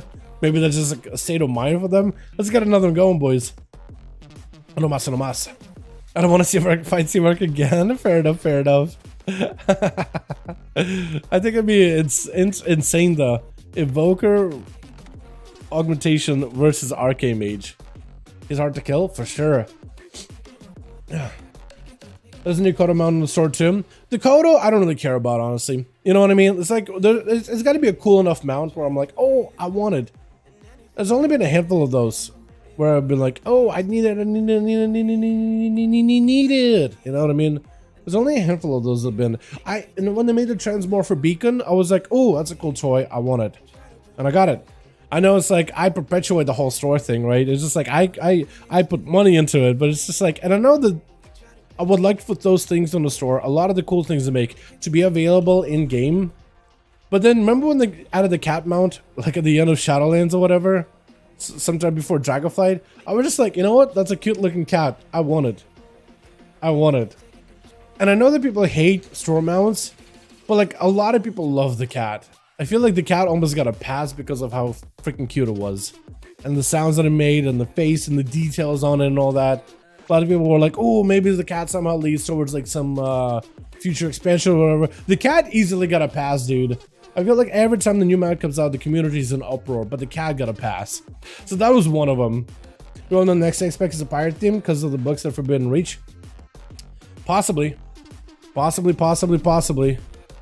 But like the fish mount, that's where people were like, maybe it's like a seaworthy exploration pirating expansion without Manthrall. But who knows? I guess we'll find out this next BlizzCon, yeah? I'm sure in BlizzCon they'll talk about patch 10.1 or 10.2, 10.3, maybe 10.4, you know, we'll see what we get out of it. Probably it's going to be like Legion cadence of 10.3, I think, and 10.3.5, 10.3.7, I'd imagine. And then it's going to be new spec for all we know. But I do like the rate of content that we've gotten. I think this has been really, really refreshing. Why did you join the 5v5 Duels? It's been too long since I've seen YouTube videos of you playing your characters in PvE or PvP. Like in general, I mean, I have usually a video of me doing some B-roll stuff. Like it was me on the Evoker doing some dungeons, I think, this morning. But when Duels, when it comes to Duels specifically, I can't be there and like being on my character in the arena while also doing the spectator mode camera stuff, right? I can only choose one or the other. Either I spectate it, which allows more people to participate in the arena while I get the good angles and I can commentate, or I participate and I get the bad angles because it's just like POV of my rogue and it doesn't really work out when I'm last to go or whatever. And even then it's like not ideal either, it's just like kind of jank. But also you get to watch an Outworld kind of flounder around until he dies. Like it doesn't really, I asked you guys a while ago, like, what would you prefer? And a lot of you were like, you know what, Dal, you got plenty of time to play on your own time. Give us some of the spectator matches. Give us the juicy camera angles. Like a lot of you guys voted for it. That's why. Because there's a lot more of you guys that enjoy the spectator stuff. A lot more of you that enjoy the spectator stuff. Like just watching me do my stuff. I mean, you will see an odd video of Dal doing like a rogue guide or doing the PvP thing, doing some crazy burst thing. Like you'll see that stuff on the channel in my own free time. But like the duels, that's where I get to show off everybody that competes. It's not about me. It's about the people that are competing in these duels. You know what I mean? It's about highlighting them. And I feel like I can highlight them a lot better when I do the spectator thing than when I'm actually playing myself. Because I get like the third person perspective weird camera angle. Am I gonna die? You're level 70? Level 70 Demon Hunter. You're gonna just kill me. Just gotta breathe my... Or you're just gonna give up and I just win? That works too. 4 mages, Seawork? What the? Okay. I underestimated you. My goodness.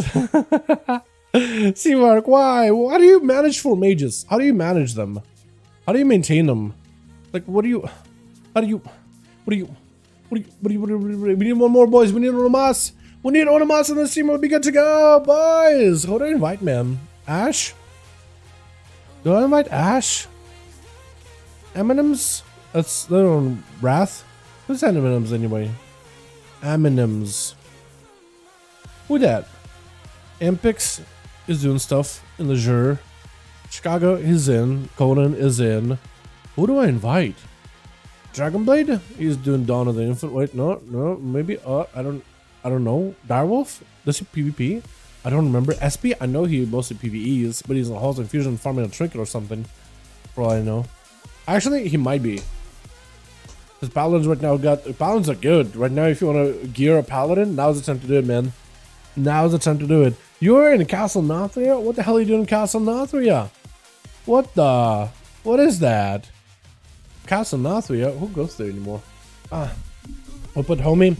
Yeah, it's just like, I'd like to do duels at some point. Like, I think we did them on PTR before or whatever, right? Solo Shuffle makes gear too easy. Wait, what? Solo Shuffle makes it easy to gear them. True. And with Conquest caps removed tomorrow, or not tomorrow, Tuesday, oh, everybody's going to be geared out, dude. It's going to be best in stock classes in every one of your arenas. It is going to be meta picks everywhere. It's going to be insane. Everybody play that meta class right now. Get one up and running. Get one ready as soon as Conquest is lifted. Or even use your main to store up Conquest right now and buy Conquest boxes for your ults. That's something else you can also do. I've been playing Boomy more on my mages since I'm afraid to play in threes, like 2400 on threes of Boomy. Yeah, dude, Boomy's are really strong right now. Just that rework, the slight, not even a rework, it's just like a slight changes to some of their talents within the 10.1.5. Gave them enough of a boost so there's more builds for them to play and like a lot more just things they can choose to play. Not just one build for PvE and I guess everywhere else, but like multiple builds, and they got some damage now.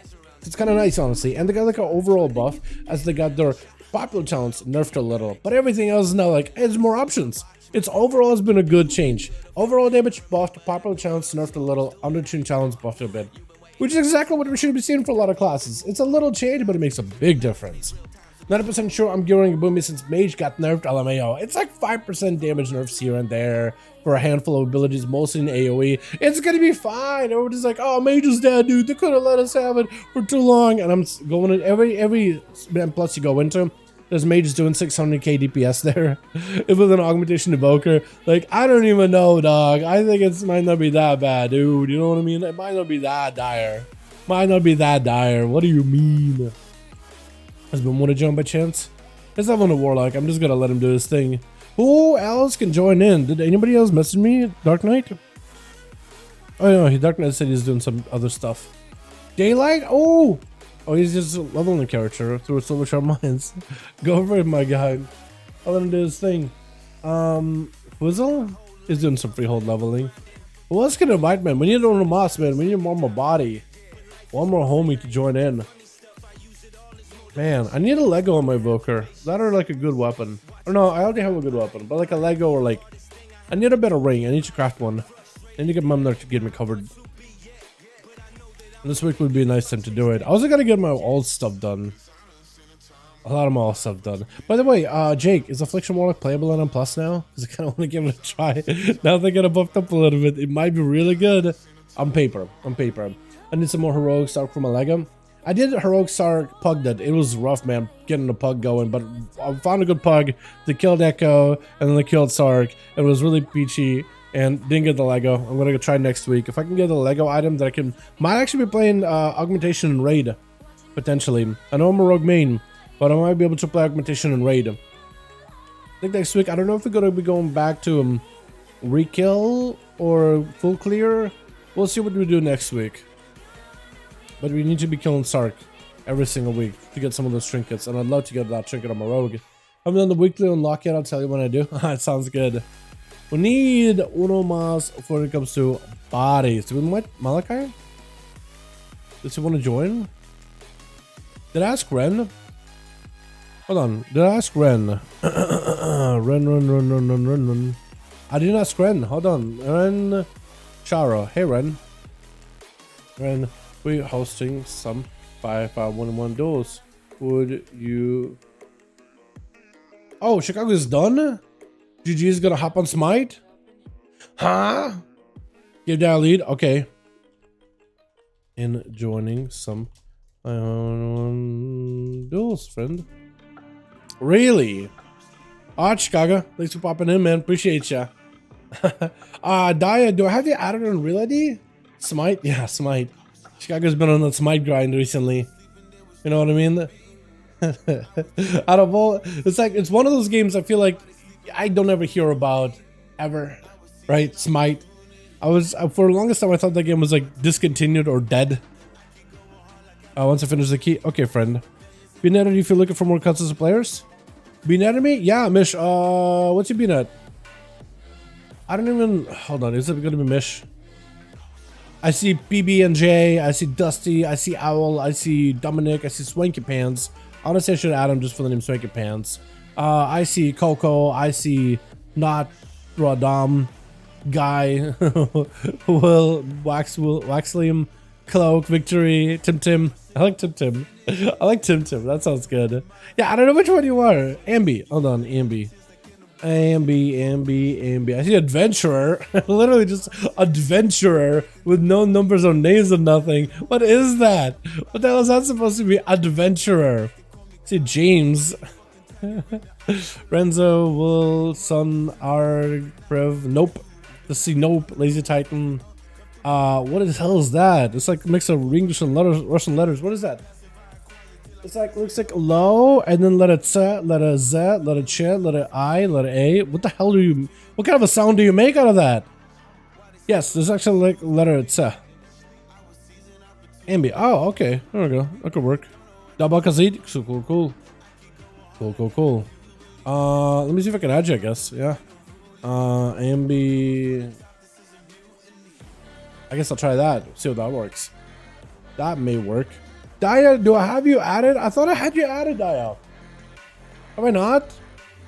Or is this like an alt account or something? Or whatever. So, Ren did say, once I finish the key, are you in the queue right now?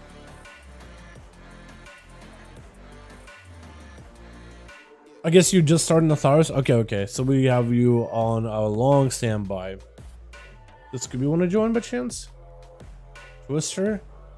All of you NA boys were on yesterday, and now that we got a couple of duels and you guys all went back to sleep time, what is this?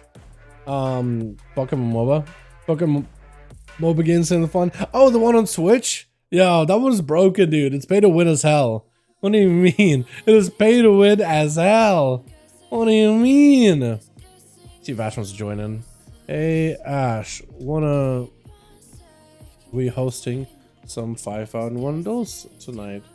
Would you be interested in joining some?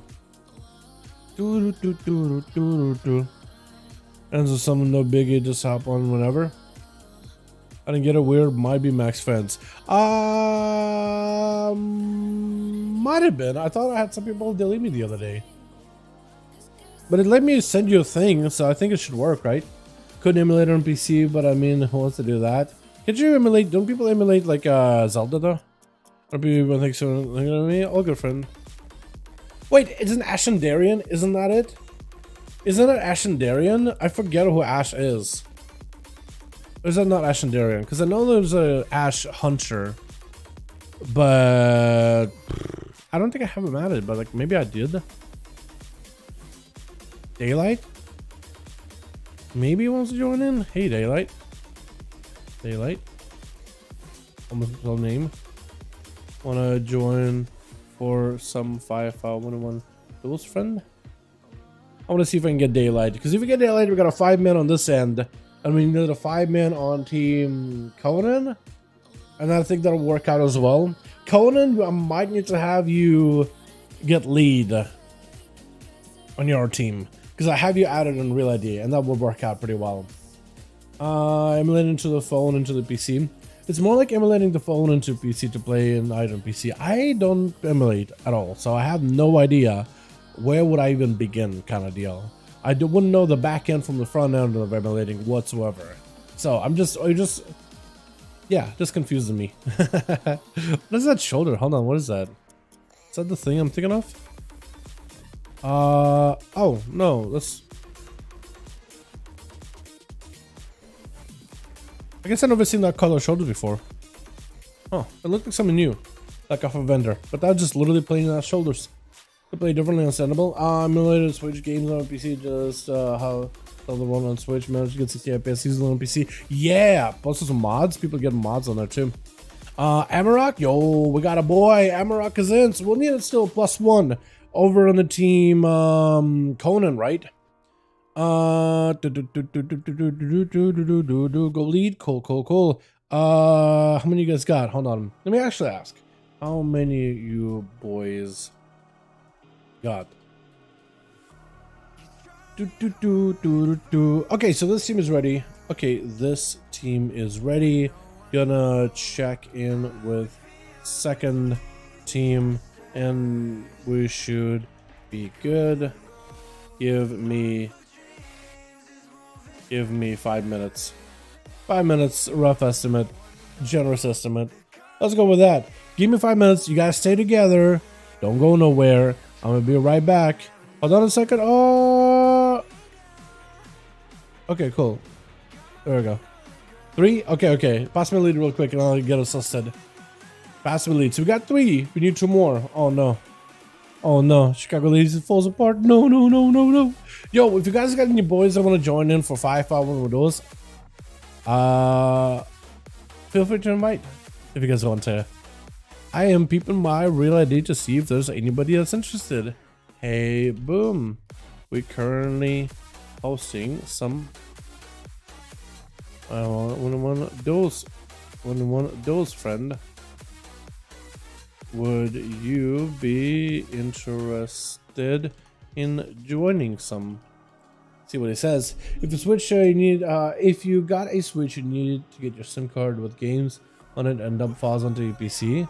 Oh, now question is, with the whole emulating games on Switch and whatnot, is this TOS with Nintendo or whatever or whatnot?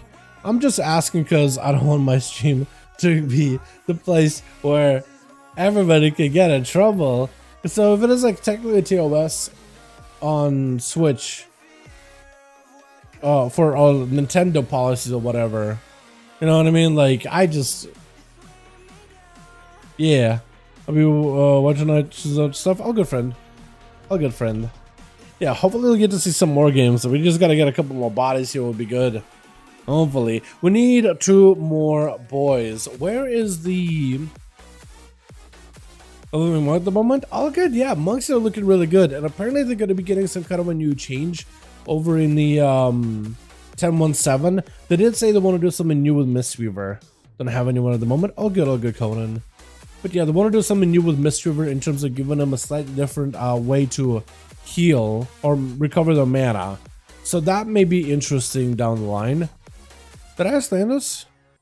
Malachi is in Brackenhide. I'll let him level. I keep asking Nando every week if he wants to join in, and every time Nando just ignores me. I feel so sad. Every time, dude. Seriously, we didn't switch a route. Yesterday we had all the NA boys on, but barely any EU. Now we're coming around to Saturday. And we got all the EU on, but not as many NAs we had yesterday. What is happening? Sensei, yo, hold up. Where are you? Are you not online? You do this. We got Sensei. We need to run a mod. Sensei, you got a homie by chance? You have a Boomy friend or the Evoker friend that you brought in before? By any chance? Sentry's even online, dude. What the hell is this? I was literally just like yesterday. I was like, wait, look, searching for that guy. I love red palette. There we go. We got him, homies. We got enough bodies, boys. It looks like we have ourselves a squad. With the red palette, we should be good to go. We'll get at least a couple of games here. I'm down, let me log over, but not sadly, no. I do not sadly? Huh? He said, I'm down, let me log over. I do not sadly, lol. Okay, I don't know who we meant to whisper one of those messages to me, one to the other.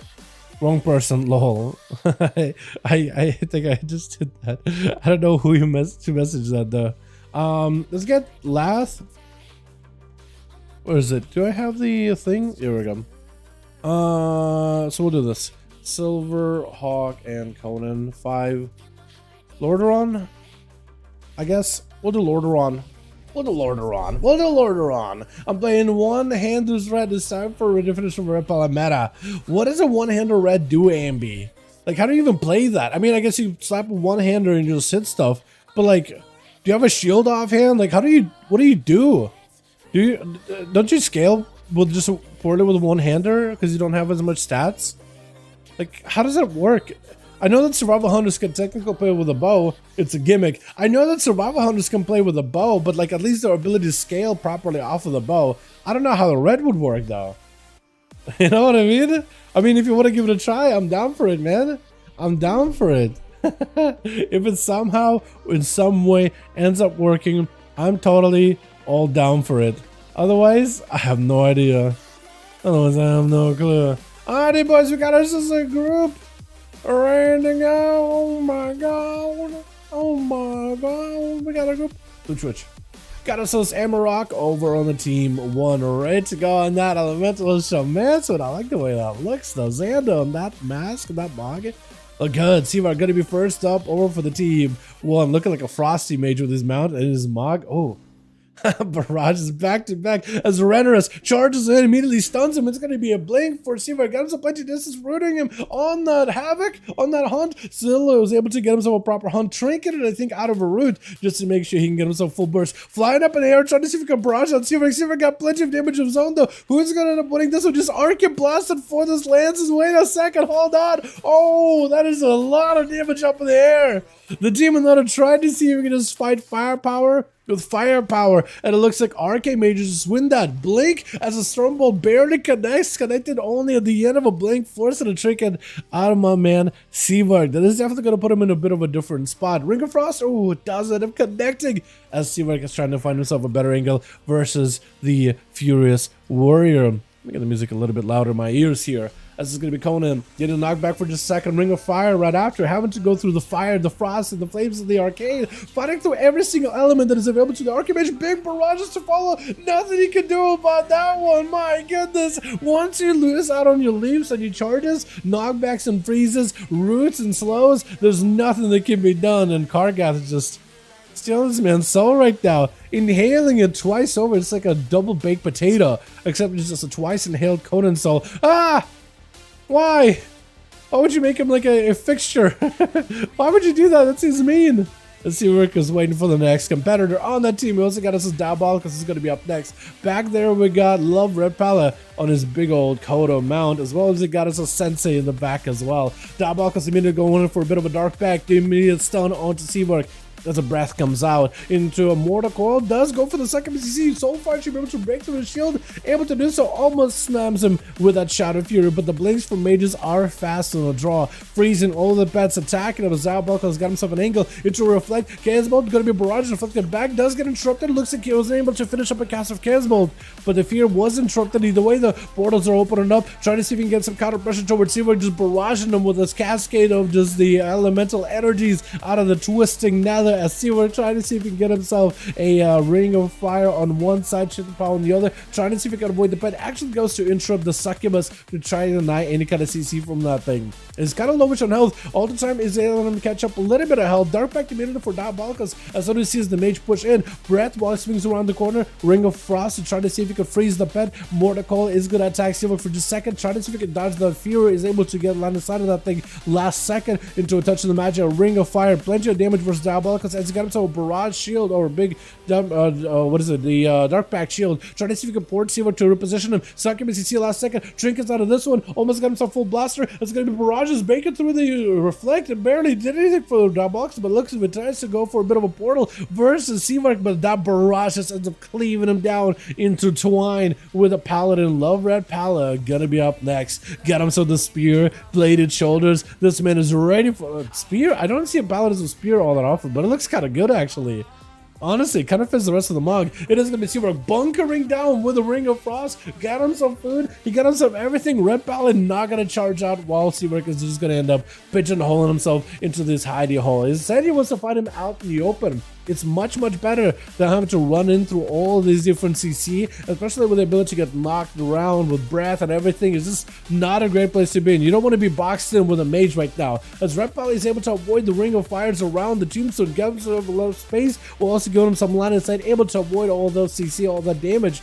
Seavark does finally get himself a blink together with a poly. Full burst of the love Red Pally. May have to go for a defensive potentially. Shield of Vengeance maybe. Got himself full crusade. Maybe even a bubble. Might be a bubble situation. Lots of damage ramping up with the guy. Big Shield of Vengeance, but should still be able to cleave right through him in the execute range of the way. The barrages are doing a lot of work. Breaking through those defenses. Maybe a bubble situation. Trying to go for Ring of Fire, but did end up canceling it out. And Love Red Pally lived a whole barrage of Seavarks and lives to live the tale about it. Got himself a Ring of Frost together with Ring of Fire, able to break out of it. Big Crusade is still ramped up. Maybe can make some kind of damage happen. Does he get to? Trying to go for big final wreck. Crusade is going to be gone into a stun, but it's going to be immediately blinked by the mage. Another touch of the magic on the pally. Does go for the bubble. Realizes the mage just got a pincer down in the other side of the tombstone. Mage blinking around left and right. It's almost like he's on two angles attacking him from either direction. It's going to be Pally trying to see if he can catch up a little bit of healing. Word of Glory, Hand of Freedom, but it's a barrage together with a Nova at the end.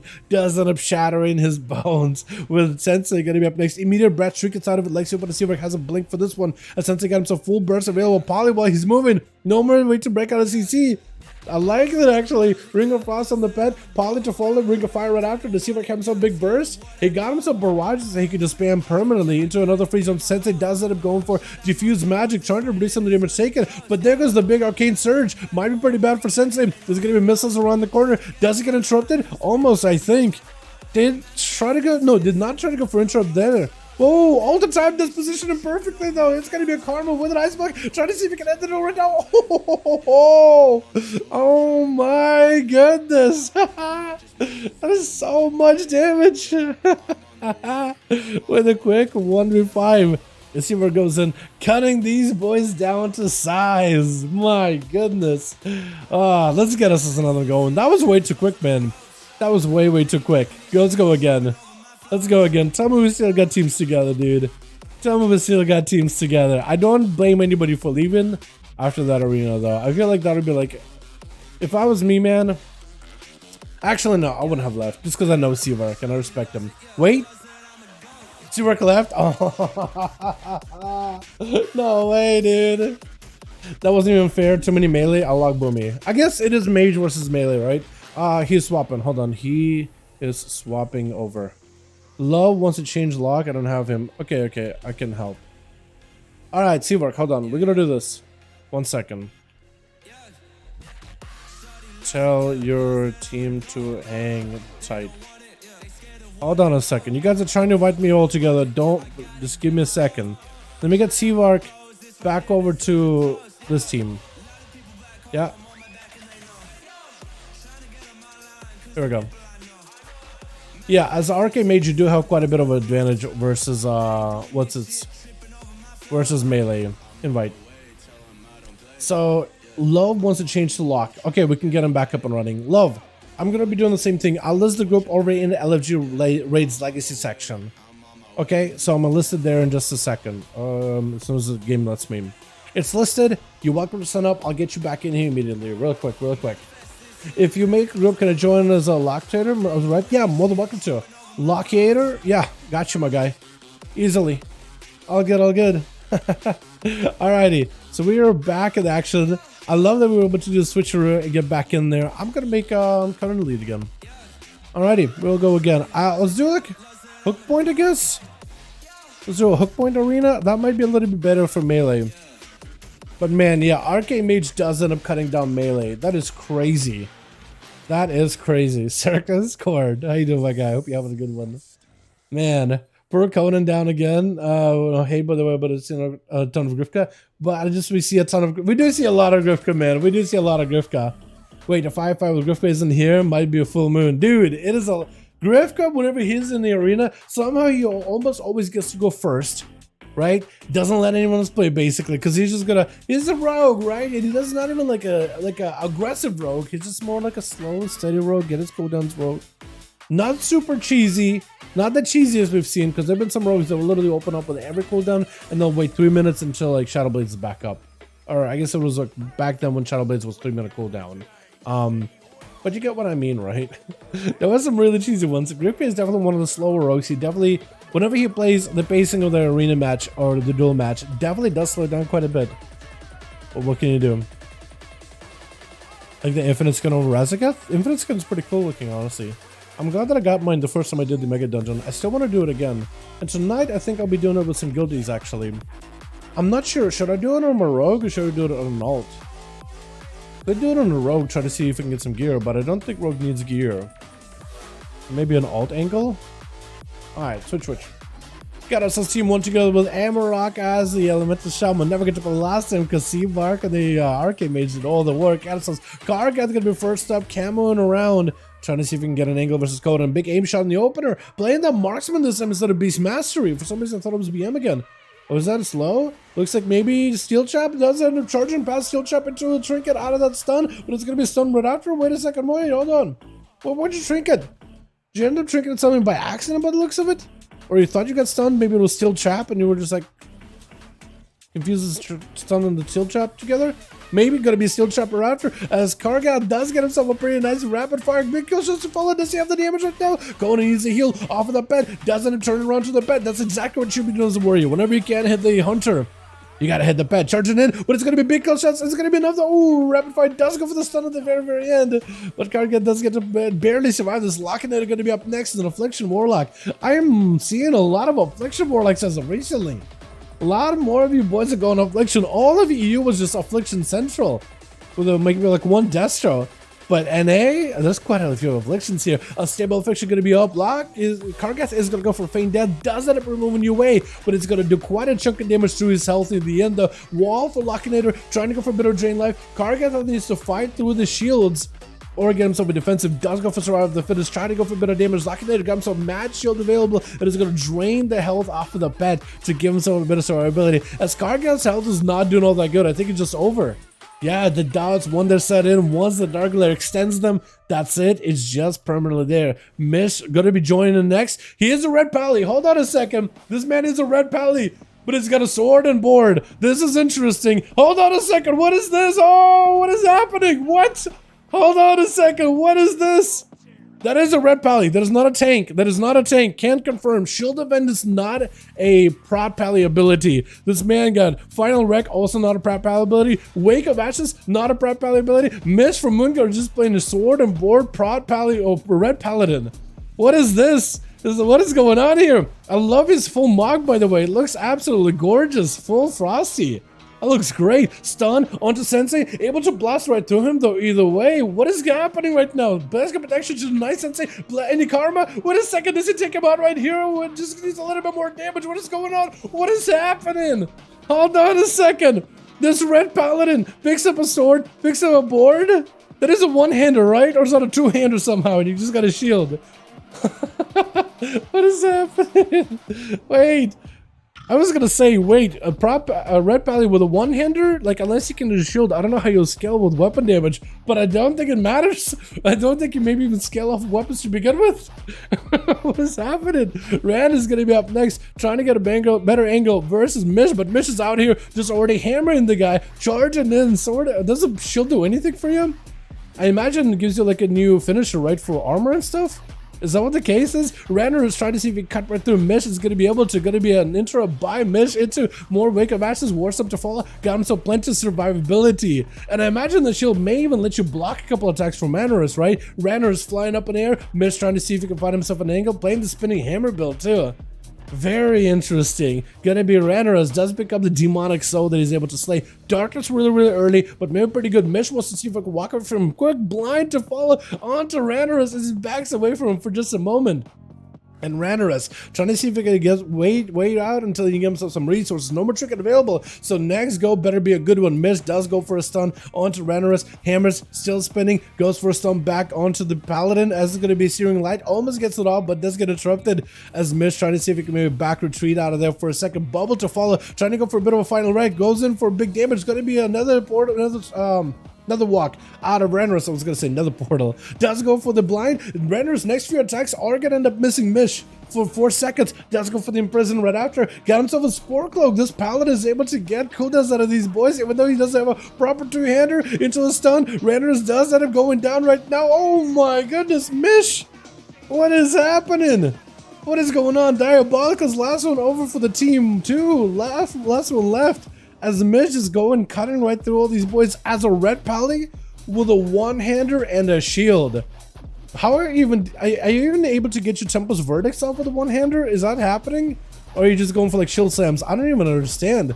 It is going to be a stun onto Mish with an Infernal. That's going to be double portal attacking him. Board out of Diabolica's. Got him to reflect in case there's a Hodge out of Mish. Goes in for a final wreck. Got him some survivability. Laying hands to follow. Trying to be proactive with his self-healing ability. Stun onto Dia. Does go for a trick and wall. Dark back. Everything available. Cannonball's going to slam down, but it's going to be short stun. Mish trying to see if he can find himself a cover behind the pillar. One Cannonball hits him in the back. Trying to see if he can get away from it. Blind onto all these pets for just a moment, but the blinds break to the fear. Able to get away from the Bonds of Fell. As Dia is now out of all defenses. Mish you had to commit a lot of cooldowns to force these defenses, but the man is left with no bubble, no bloodsugar protection. Shield of it is coming back up in like 15 seconds, and Dia, if they can get himself an angle versus Mish, could be rough. Mish can't even heal himself. He's out of mana.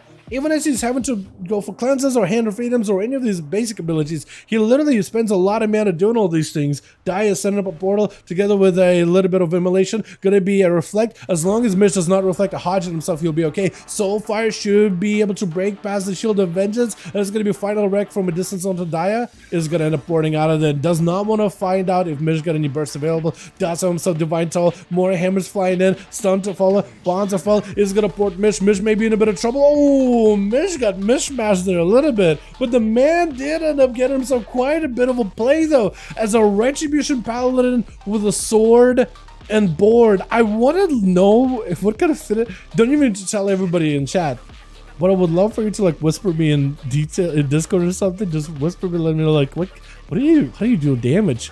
Do you even have a proper finisher? That was interesting. As Dia gonna be up next versus Seabar. Got a full slow or full root with the silence to follow. New Moon gonna be out. Looks like maybe Seabar is gonna build up for the full moon build. Got him some big star surge. Is Dia taking a lot of damage right now? As it is Seabar's cooldowns, I guess, yeah? It is. That is. Oh.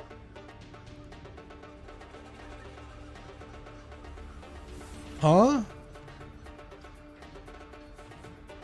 What is happening? Oh.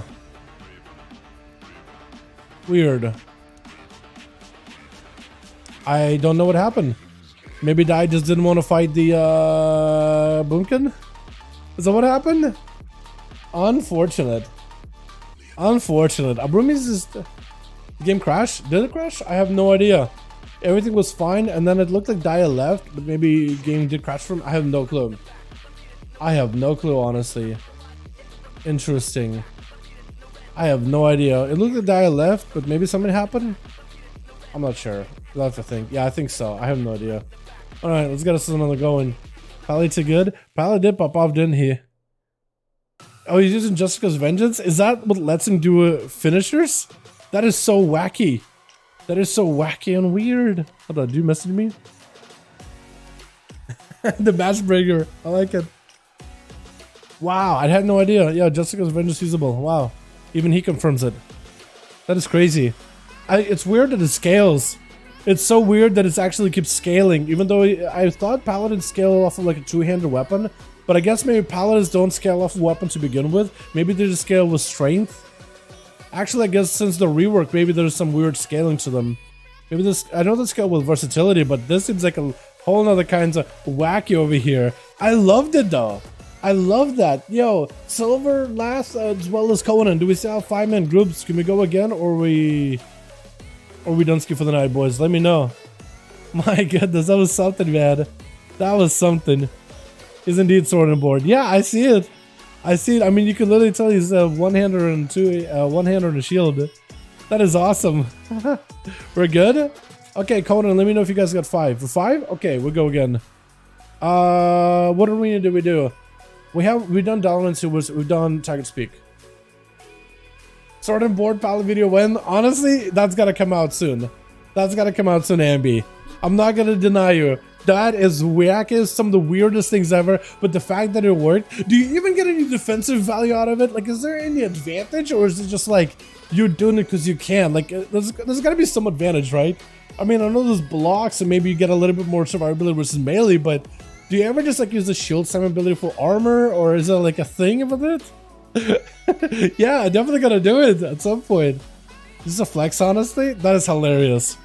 That is hilarious. I told you I did decent. I guess if anything, it does allow you to gear your paladin for like PvE and PvP, where your PvE is a prop pala and PvP is a red pala. That is crazy. I'm gonna do some more Walker Shine. Yeah, hopefully. Surprisingly, Augmentation of Walker can actually do damage. I think it has a bit of like a growing pains at the very beginning, but after seeing you get a couple of kills there, it does solidify that it can do work. It has a damage once in a blue moon, but it's like very, very specific how you gotta do it. But it doesn't really have too long of a cooldown either. It's just around like your maybe breath ability, but then also your empowerments too. So it's not too bad. It's like less than 2 minutes. Switch. Got us as Amarak as Ali Shaman finally get a chance to play. On the team, we got Seabark as a Boomkin, Kargath, Lathvoka, as well as Mash. Mishmash of the Paladin. We're going to be Rander's immediate darkness as he tried to go for a bit of a rush towards Amarak. Tried to go for a knockback, but doesn't quite connect. It looks like he was able to veer around the back into a Sigil of Fear. Trying to see if he can go maybe a go versus Amarak into a Eye to follow. Does see himself a big setup. That's going to be a stun totem. Trying to see if he can disrupt Randerous. Does have a trick for this one. Trying to break out of it. Mage to take down the totem. The totem not letting you close the gap. Trying to see if he can break out of it anywhere possible. But even Vengeful Retreat, the CC immunity of Vengeful Retreat doesn't even let you break out of that one at all. Amarak got lightning in his hands, is ready to go. Trinkets out of that thing a little bit late though. And now he's actually, now that he trinketed, sets himself up for a stun by the Demon Hunter. As Ranner is picking up the Demonic Soul, slowed down quite a bit by that knockback though. Once he get back over there, Amarak does have knockbacks, roots, and everything. So as long as he uses the Frost Shock, Earth Shock, roots with the knockbacks that he have, he may be okay. Stormkeeper at the ready as Randers does give himself immunity, ends up setting at least one of those lightning bolts into, actually both of them, into the face of Randers. That is not great for Amarak. Does have some survivability with the Guardian though. He can get himself a little bit of self-healing as the roots do keep coming through. Knockback does end up rooting Randerous again. Lava Burst to follow. This is where Randerous needs to make sure to get an interrupt once in the blue moon. There's a Lightning Elastic comes out. Static Totem, he does have himself in prison for a second, trying to fly up in the air. The Static Totem does not let you go anywhere at all. You have to take down the totem whenever you get a chance. Amarak trying to go for a bit of a setup. This is going to be yet another interrupt. Trying to go for a stun versus Ran, trying to get himself a bit more damage into another hunt. Does get him rooted for just a second. Able to go for a bit of a blade dance. I think Canstrax should do it. It looks like he was able to take him out fairly handily. With Mishmash going to be up next as the stun comes out. Trinkets out of that Fear Sigil into a stun right after. Playing as a Retribution Paladin with a one-hander and the shield. Blasted out Randerous, not really letting him play the game much. It's going to go for more judgments. There goes the Spore Cloak trying to activate a little bit more survivability for Rand. And I think it's just going to be over as Mishmash does end up going for a Justica's finisher. Conan up next with a blind to follow. Going to be Searing Glare. Next few attacks by Conan are going to be missing into a War Stomp. I think try to go maybe for Disarm onto Mishmash potentially. It's hard to tell because Disarm, it is a cooldown, but it's not tracked in the UI at the top right. This is going to be reflected for Conan. End up reflecting the Judgment, I want to say. Because he did reflect something, but it wasn't a Hodge or anything important. Mish getting hit with a bit of a stun, as it's going to be a Conan with the Judgment. Does end up going for a bit of a Rage Regeneration. Could give himself a lot of survivability here.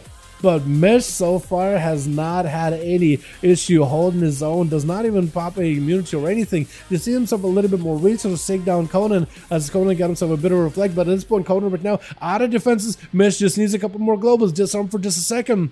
Disarming the shield as well as the one-handed sword, but Paladins don't necessarily even need a weapon. As you can see, man's literally running with a one-hander. Doesn't even matter right now. As he's trying to get some more damage to Conan, take him out and finish him off really quickly. Looks like down on cooldowns for a moment. No more Crusade at the time being. Does get himself a wall to follow as it's going to be reflected for Conan. Conan may be able to get some cooldowns back here. Mish, unless he gets himself another final wreck, maybe he can make some kind of a play. Stun, bite Conan. Maybe if he can go for an interrupt onto that Searing Glare, maybe then he can make a play. If he can interrupt that, next few attacks are going to miss. That is even healing attacks too. Bloodthirsts are going to end up just missing. every single one of them. Leap it away for just a second. I think left away from the final wreck too, unless Mish was able to get a debuff on him last second. He's going to reflect the stun back at Mish. Mish does not have a way to break out of that one all that easily, but the stun was very, very short with all the DRs from Stormbolts though, by the looks of it. Just someone to Mish for just a second. Conan got some cooldowns. Mish got himself full crusade. Could be anyone's game. I think Mish has a bubble at the ready, so he could take him out any moment right now. Conan does end up tricking him. I'm not really sure what, but Mish does end up slamming down right through him. With Lockyator gonna be up next as an Affliction Warlock,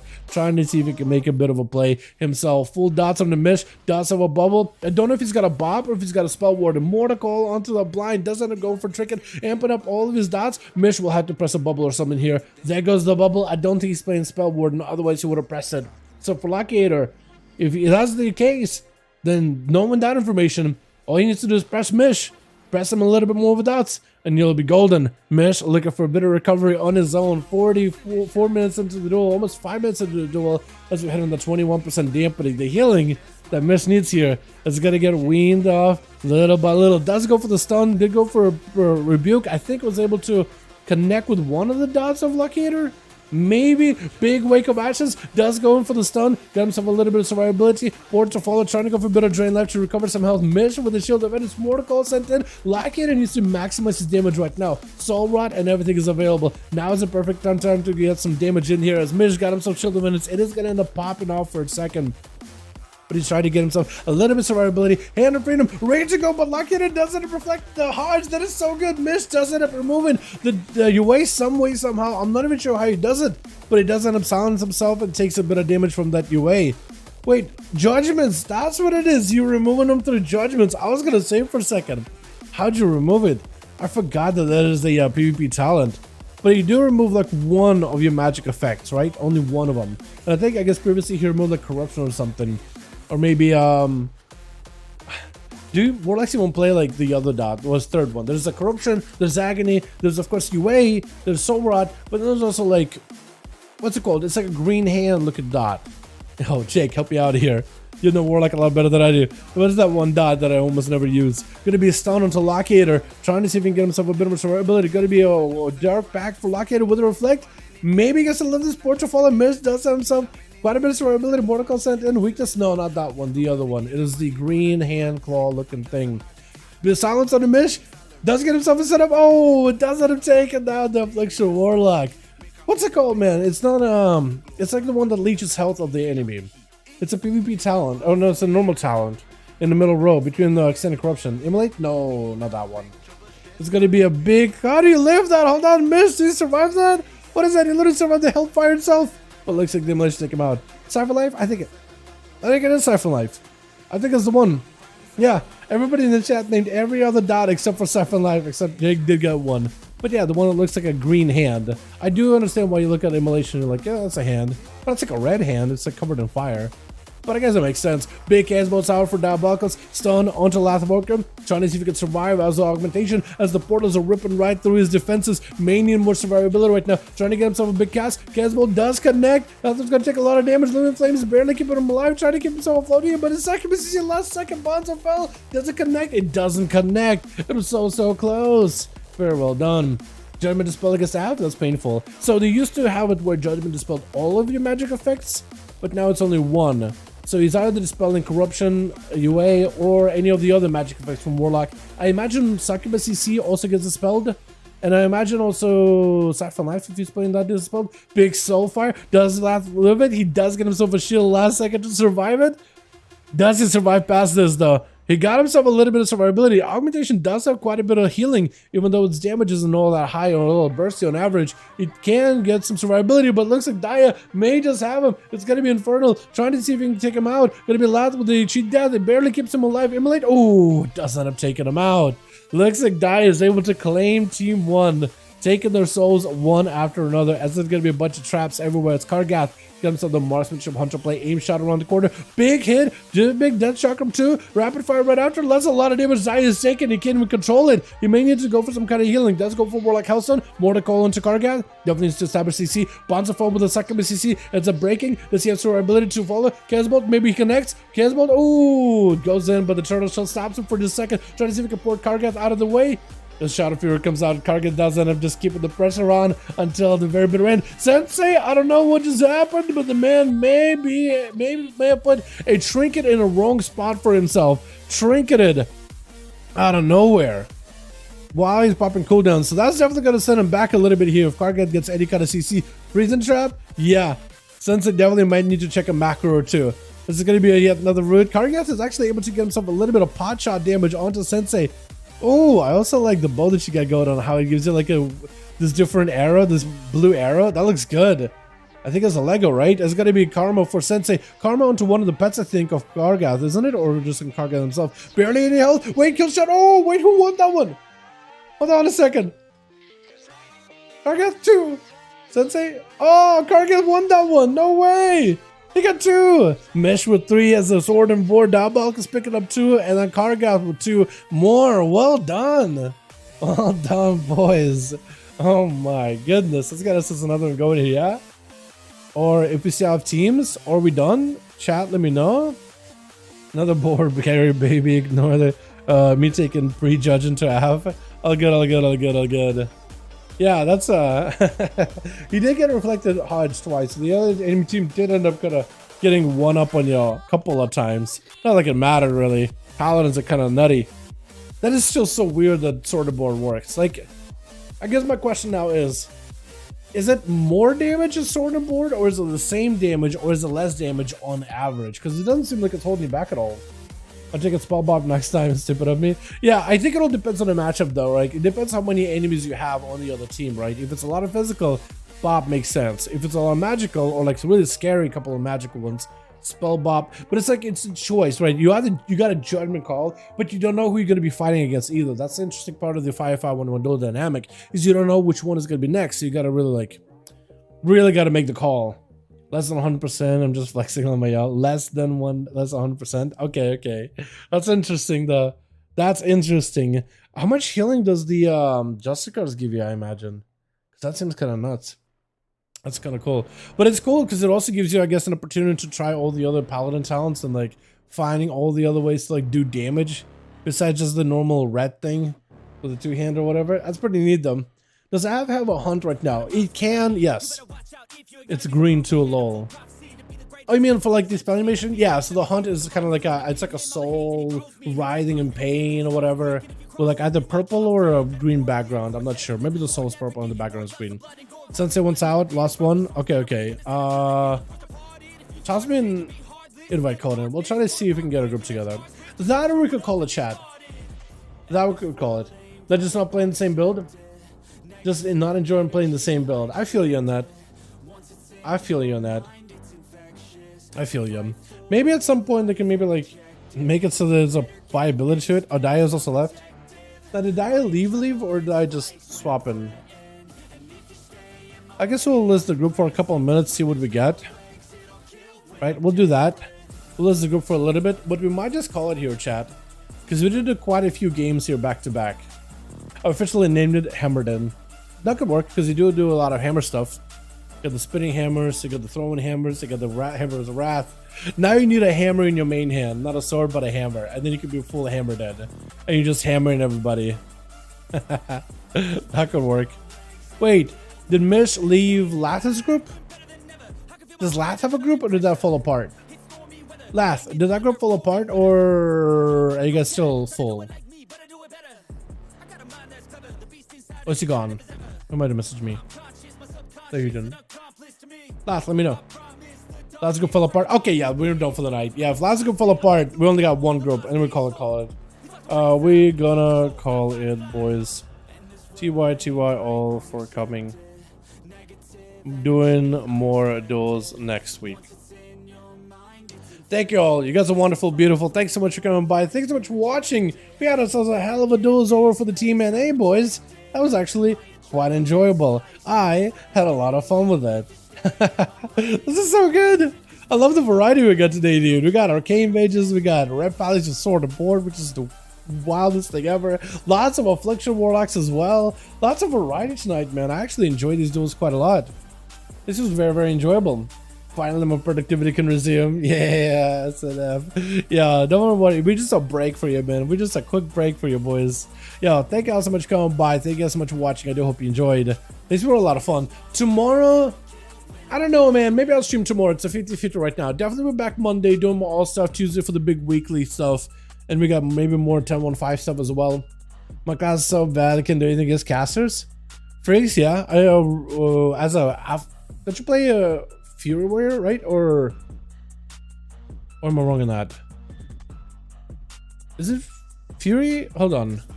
Depends which class. Hold on, just to make sure I get it right. But yeah, casters in season 2 right now, they've been really, really strong. Sensei. Oh! Wait, that's you? Hold on a second. That's you? Hold on. Okay, Sensei. As a monk? Okay, that still applies, I think. Though season 2 is very, very caster heavy, right? I mean, Boomies are doing really good. Warlocks have been doing really good for a good bit. Mages are not bad. Shout out to Mitch for bringing some fresh stuff. I liked it, dude. I liked it. Sword and board red was interesting. Very, very, very, very interesting. So weird. I like that award though. I don't know how, but it worked. But yeah, it's caster heavy environment right now, which is probably good because what in the cell it was like very, very melee heavy for like so long. But then they gave a precog or whatever that trinket was. Well, I guess what we know now is precog, and then it was like very, very caster heavy, and then they tried to kill it as fast as they could. And now it's kind of like, it's an interesting spot where it's at right now. I do hope they continue tuning stuff, and maybe like they do some kind of like, maybe 10.17 they'll end up adjusting the melee a little bit, or maybe adjusting the casters, because they're definitely making casters more and more powerful. I just don't think melee are going to end up scaling as well. They end up scaling not as well for PvE content, and for PvP it might be the case as well. But we'll see. Hopefully they'll keep the pulse on everything, and maybe they'll adjust stuff as well. It'd be kind of nice if the melee were given a little bit more, because ever since they changed the PvP environment for season 2 in general, right? Kicks now lock somebody out for just a global. Getting kicked is not that bad of a cast for a caster anymore. You get kicked, no big worry, and then you'll get a cast off like a global after. So yeah, it's just like it's kind of oppressive. If they maybe made kicks a lot more punishing, so casters had to make sure the juke, but if you get kicked, you're locked out. There's some big disadvantages. Maybe then there could be like a little bit more of like a back and forth, where melee is all about getting to see, getting that kick, establishing an opener, while casters have all this damage and all this range, and it's all about like, don't let a caster free cast ever. Make sure there's somebody on them to land those kicks. They need to readjust the dynamic, I think, a little bit. That, or maybe like adjust the damage, the burst damage casters do. Because if kicks don't feel like anything, then a caster could just get kicked. Oh, now he got nothing to stop me. Now I can go from a full burst to one-shot him. If they were to adjust the burst, then I guess that could work too, because then kicks are kind of meaningless.